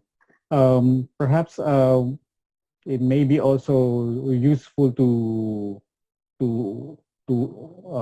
educate them on the processes of building stronger houses, or perhaps if there's a way that a design that they can follow. They can follow a prototype that can address certain issues, so that by the next typhoon, they still have their houses intact. Certain things like that. Perhaps that's what's lacking, I think, when we give out materials, but we don't educate those families on the better way to reconstruct their houses. Let's call on Sir Luigi Gamboa. I think he's raising his hand. How about collaborating with mining companies that are operating within the Dinagat Islands? As far as I know, before they were issued by an ECC or Environmental Compliance Certificate, they are required to submit a social development and management program where they are tasked to like a corporate social responsibility, like building housing to the affected community that are affected by mining or by the planting, like that. So I think just one suggestion from me to collaborate with the mining companies. Thank you so much, Sir Luigi. I think there's a response from Architect Edsel. Thank you for that, sir. In enlightening that one, as I mentioned earlier, that the cultural mining corporation is also helping the affected areas in the land preparation. Actually, they're also form part of the activity, not only as in the LGU or the National Land Agency, but also the mining companies here are engaging themselves. They are giving transportation assistance. They're giving this land development assistance also. Considering that land improvement is costly if the area is high in terrain. So that are their contributions in our areas. And also one thing, sir, regarding this distributing of wooden materials or construction materials outside of our island. It is also managed by the LGU, and LGU is giving some IECs or information also on how to reconstruct their houses, even for temporary or permanent structures. But for those who are residing in the hazard-prone areas, we are giving them information not to return back to their areas. That is why the local government units are identifying areas that we can use as per our land use estimate. So if our land use will be approved and we can have more alienable and disposal land. So in the context of the other expert that saying that if maybe we can consider a vertical structure. But for now, I understand, ladies and gentlemen, that Dinagat Islands has vast land area. Because the population of Dinagat Islands has not reached even 200,000. And I can say that we have a vast land area, but because of the cutting of trees, we need to setting industrial free collaboration with the LGUs, barangays, or even the private companies. They're also helping us in the tree planting activity. It's not a season, but it's a calendar year activity. Maybe every month, all of the stakeholders here are doing tree planting. But luckily, typhoons are not us, not only once, but several times in every year. So I understand the concern of other experts that we need to use the logs as our permanent structures here. But as per the our concern, we are not allowed to cut as much as trees as we wanted. And also, there are only identified three types that we can use for construction. That is why other areas coming from Davao, where many trees we receive as a donation, and then those are the trees that we are or logs that we are using in our shelters here. Thank you for that. Thank you so much, Architect Castro. Now, we have this great comment from Architect Julius from UAP Cagayan. He said that, yeah, it is high time that we leap a little more than the minimum requirements and we could provide an extra mile of strength and the more rigidity to the houses and structure. And I believe that I think we all have these challenges that we're already laid out the challenges, and we are now determining the opportunities and of course points for improvement.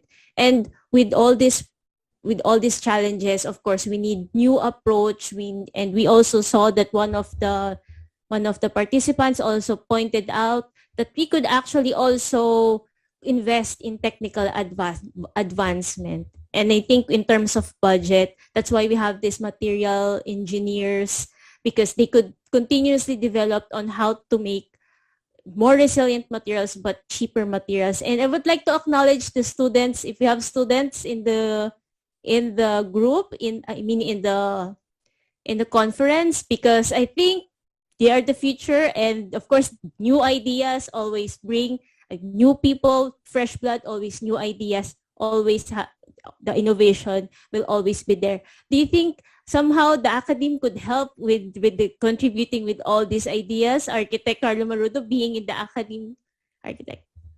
Yes. No. Actually, that's why I'm in the academe. That's my my personal purpose is to being blessed with experience, mentors ahead of me, and of course colleagues here and there. That's what I'm trying to do also to students, is to make them realize the real world. It's not always apples and oranges when you go outside. It's when you go to the real world, when you practice as an architect, it's not going to be you'll have a good client, you'll have a good lot, you'll have all the materials that you need.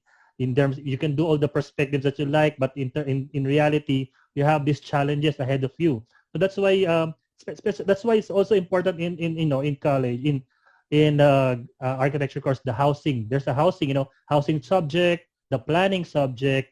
Those are very important ones because especially in planning and housing, the projects of actually some of the projects in previous year's projects when I was still teaching housing of NHA, we also feature in our class, and sometimes we also actually even we invited the past president architect what you call it, architect our lady president from the NHA. Regala. Sorry, sir. From Architect Bet Regala. Sorry, sir. But we also actually invited Architect Bet Regala to speak to the housing cluster. So I agree that we really need to plant proper seeds, proper foundations in our future, because like us, we were also taught by our colleagues ahead of us, and me as also and other colleagues here.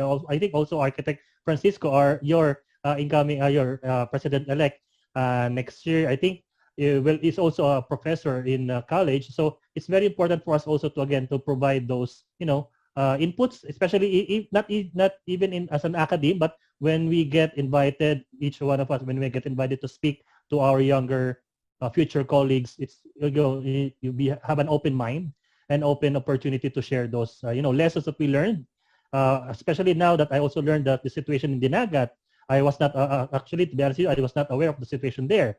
Before, I was not aware of the situation in Andang Bantayan. So based on experience, we share it back to our students. And for the future, as you have mentioned, Architect Jessica, for the future, they can have more ideas, maybe better than ours, for the application in the future, because it's future adaptability and implementation. Ma'am. Thank you so much. May I call on Architect Bruno for Yeah, thank you very much, everybody. I think it's a very wonderful discussion that we had, and we identified a lot of things. But from here on out, I think there's still a lot of things to work on. But at least we understand each other. We realize there are certain things that are very much different sometimes from what we think. We have our solutions in mind, but of course, when presented with a particular situation, you realize that it's not always applicable or it's not always black and white. And with respect to the Dinagat Islands, I hope even after this talk, we can sort of have a little bit of collaboration just to give a little bit more help siguro kala Architect Edsel in terms of their particular needs. With that, I think we've taken up a lot of time, but I want to call on each speaker siguro if they have any, last, snippets of advice or comments, probably a minute or two of each, and we can start off maybe with Architect Peji.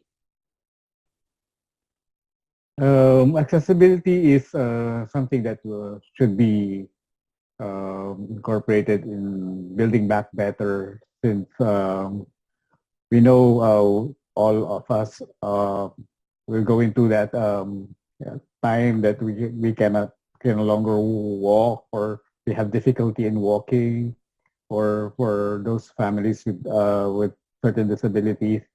I think the challenge there is not really the challenge. The idea there, or the takeoff there, is that when we consider other people's needs, we build a better community.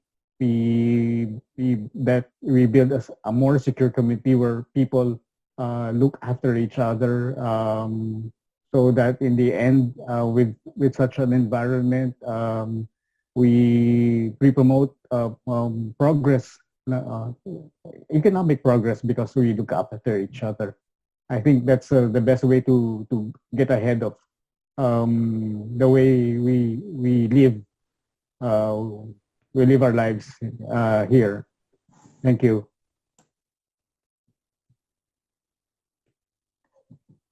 Thank you very much, Architect Peji.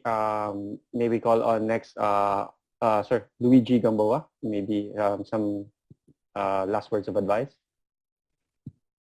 I think geologic hazards cannot be prevented, but it can be mitigated by just implementing proper design of structures, such as housing projects and any other relevant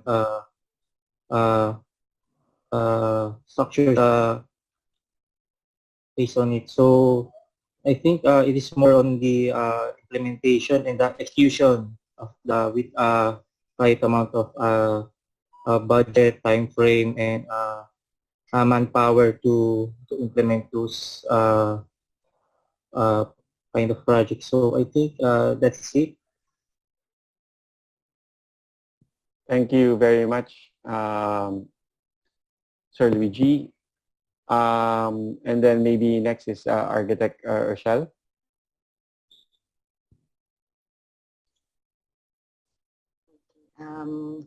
I invite all our young architects to be involved in government housing projects, kasi these people, our beneficiaries, they are the most vulnerable, and at the same time,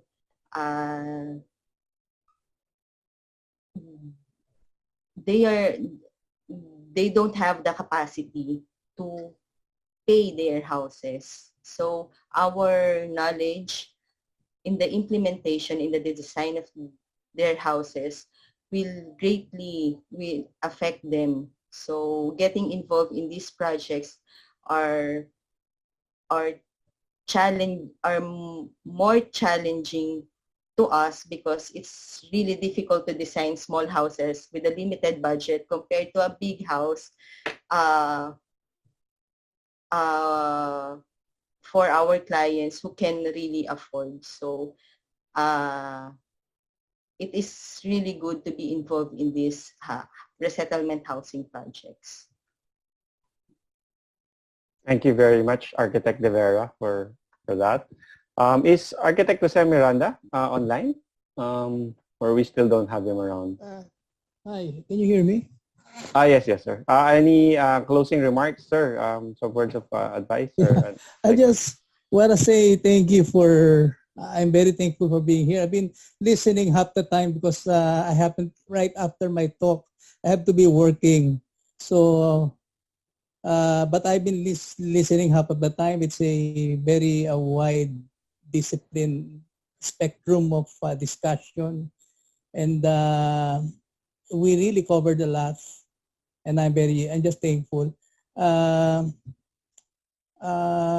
You know, I don't know, no. Maybe the NHA can say 25 years ago or 20 years ago I went abroad, and I know that we have been meeting we haven't been answering the need or the requirement for housing way back then. It's like siguro para mga 50% lang ang ating natutugunan dun sa pangangailangan ng bansa as far as socialized housing or generally in housing is concerned. I wonder what it is right now, but I still think that it all points out to we still have a lot of backlog, hindi po ba? I'm sure we will agree. So Yes, I think, I would really think so. Kami in emergency architects, we're not really yet into the mainstream housing solution. Actually, we're just starting. But we're into this mitigation and response wherein ang nakikita namin, those houses that are getting ripped up, hindi sila yung regular houses na kumukuha ng building permit. They're not the regular houses that are really built to the standards. But we have to address them. So I think it's a good mixture right here. I'm happy to join you kasi we seem to be addressing, a lot of us are addressing the different levels, no, in housing. That's why I said it's parang wide yung spectrum nung discussion. I hope that we could be able to pursue. Alam mo tong housing, I join, I get invited to talks, and then I say to myself, it doesn't stop because it really doesn't stop.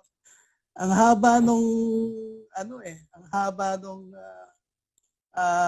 itatackle, no? Yung solution is not really a one statement solution eh. Ang daming areas na dapat na i-address. So I just want to say thank you for your invitation and for being able to join in this opportunity of participating with the rest of the resource speakers. Thank you very much. Thank you very much, Architect Miranda. And then maybe call on Architect Carlo Marudo. Hi. Yeah. First, of course, is definitely we need to identify the needs of the would-be users of those units. No, so it's not it's not a template. We have a template actually. We have so many templates out there, but we have to again identify the needs of the users, especially of course our PWDs with disabilities, depending on their disability and of course their the situation of each family. And also for me, we're talking about well, in my case, the topic assigned to me was post-disaster. That's reactive now. But for me, as a project manager and an architect, as well as a construction safety enthusiast, enthusiast, that it would be better if we can prevent these problems from happening again. And how do we do that? I think I'm sure, everyone is doing this in their own way in terms of risk management, because we're talking about risks. So we have to practice risk management, identify the risk, assess the risks involved, and then you implement whatever solution that you have identified in terms of mitigating or replacing or or changing that risk involved. And it doesn't stop there. When you implement a certain solution that you think is working, that you think will work, it has to be followed up. It has to be monitored. It has to be checked if it's actually working. And of course, because if we don't monitor the solutions that we have provided, we will not know if it actually worked. That's what I mentioned earlier. I checked again in our project, but going back, I think some of our colleague, one of our colleagues here mentioned also the case in Tacloban. They have they will institutionalize, I think, as a finding and output of like a lessons learned registry, which is very basic in in managing projects or in any project, not just construction, but projects, monitoring the performance, and of course identifying the lessons learned from previous case studies or previous events. So when we go to another case and to provide another solution, we have identified a possible possible same scenario and a worst case scenario probably, so that we can address that possible worst case scenario, moving in providing a solution. So for me, the key here, of course, again going back, is the user needs, and also do a preventive measure in terms of risk management, not just reacting because it already happened. What do we do? What do we do after? It's what do we do to prevent it from happening again? Yan po. Thank you very much. Thank you very much, Architect Carlo Marudo. So yeah, I think it's only pertinent that we do also post-occupancy analysis of things that when we do implement these things that we always say, parang everything, most of us, it's always in theory. But yeah, I think that's also good. And then lastly, maybe, of course, we would like to hear, most importantly, from the stakeholder we have, thank you very much, Architect Castro. Thank you so much, sir, madam. With me, I'm very thankful po, considering as one of your participants, speaker. I really learned a lot from all those experts giving their insights. And hopefully that this discussion will push through for a better, not only in our place in the Dagat Islands, but as well in our entire country, na design considerations must always be in effect prior to budget. Dahil nga, yun lang po. At maraming salamat po sa UAP QC Central Chapter for giving me the chance to be with you today. And hopefully na magkaroon pa po ng mas maraming event na ganito at mas maging equipped ang mga young architects para sa kanilang pursue sa kanilang pagiging professional architects in the future. Not only as an architect, designer, planner, and in academe. So thank you very much to all. Thank you very much, Architect Castro. So we have a comment from the chat, and I hope the panelists can at least answer in the chat at the very least. We have on our shared screen basically trying to list down the challenges and opportunities that were discussed. And hopefully just take a look at it and see if you agree, if we were able to capture certain, the sentiments and the comments and the inputs that you have. And if there's anything else that you may think we may have missed out on in putting it into this table, kindly just let us know in the chat, because hopefully we can come up with this document to sort of summarize what we have all learned here in this wonderful roundtable discussion. I hope everybody was able to have a, very fruitful time. Kasi we took up a lot of of your Saturday, but I hope it was worth it. For me, it's very much worth it. I learned a lot. No? I learned a lot, and I hope everybody else did as well. And with that, I think, Architect Jessica, are we going to call on for the next part of the program? Thank you so much, Architect Bruno, and for the rest of the experts and our stakeholder for today's meeting.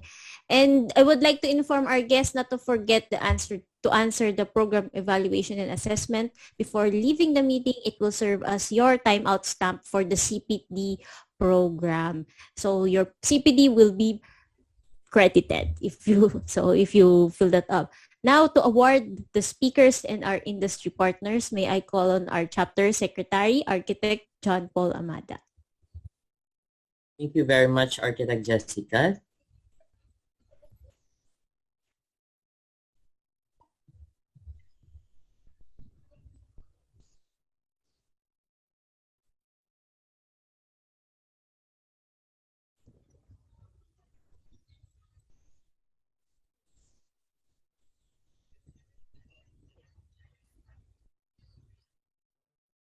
The United Architects of the Philippines, QC Central Chapter, hereby present this plaque of appreciation to Architect Edsel M. Castro, Architect Jose A. Miranda, Architect Felizardo B. Cipriano Jr., Architect Ana Rochelle T. Rivera, Architect Mr. Luigi F. Gamboa, Architect Carlo Fundador B. Marudo, and Architect Erico G. Abordo, in sincere recognition of their invaluable participation as panelists in the Philippine HE Roundtable discussion and UAP QC Central's 10th General Membership Meeting for fiscal year 2021-2022, Rebuilding Homes from the Typhoon Odette, a post-disaster roundtable discussion, the Philippine Program for the UIA Affordable Housing Activation or AHA Global Forum, given this 30th day of April 2022 via online conference, signed by Architect Abigail N. Co., Vice President for Programs, yours truly, Architect John Paul S. Amada,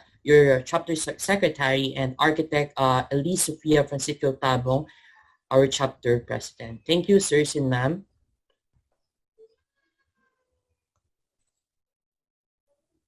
So the next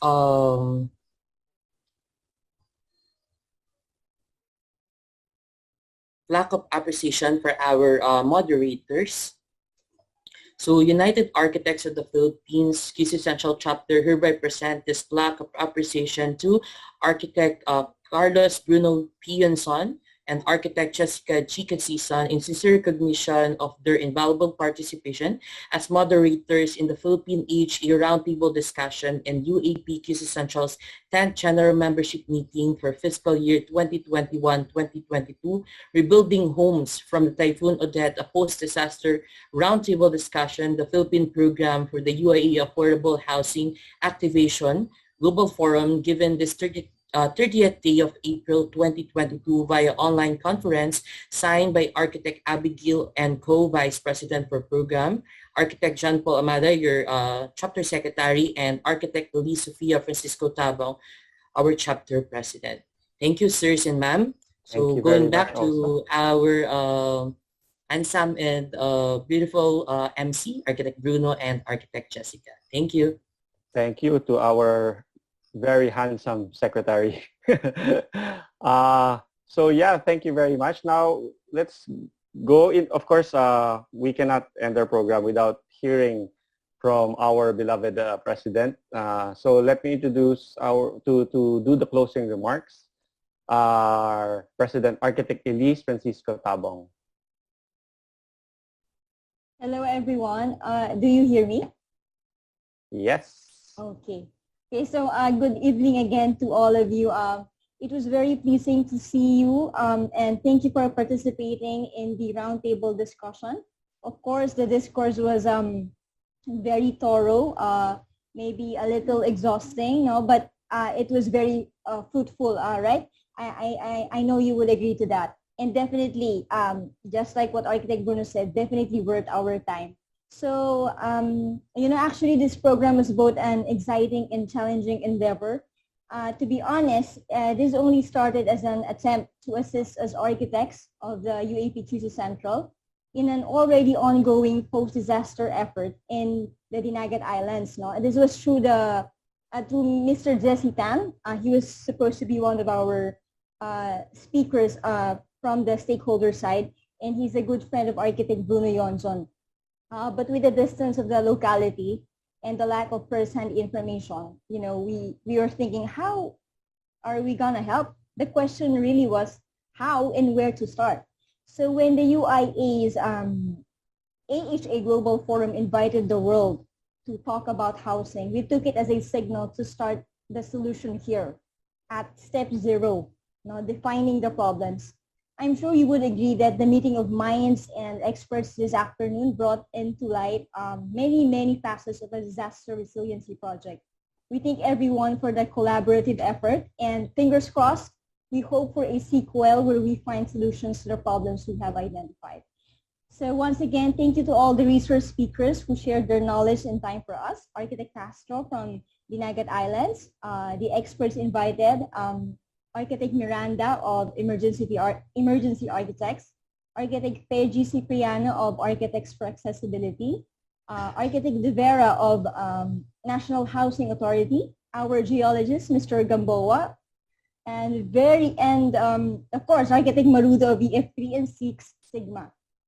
And then there's our initiators and our very willing moderators, Architect Jessica Casison and Architect Bruno Yonzon, and our UIA Council member, Architect Erico Abordo.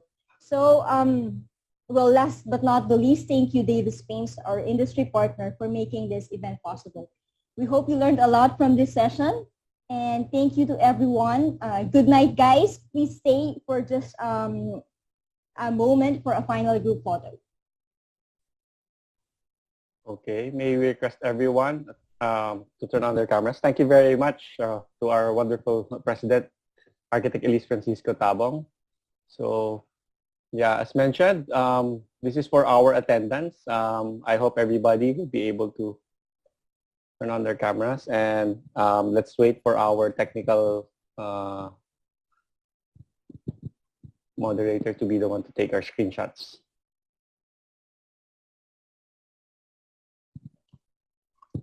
Magyabak ko magsabi na turn on your camera today, no?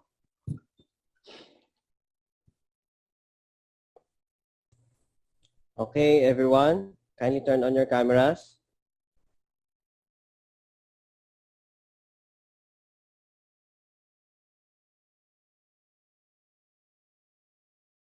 Okay, for the first page, 1, 2, 3, smile.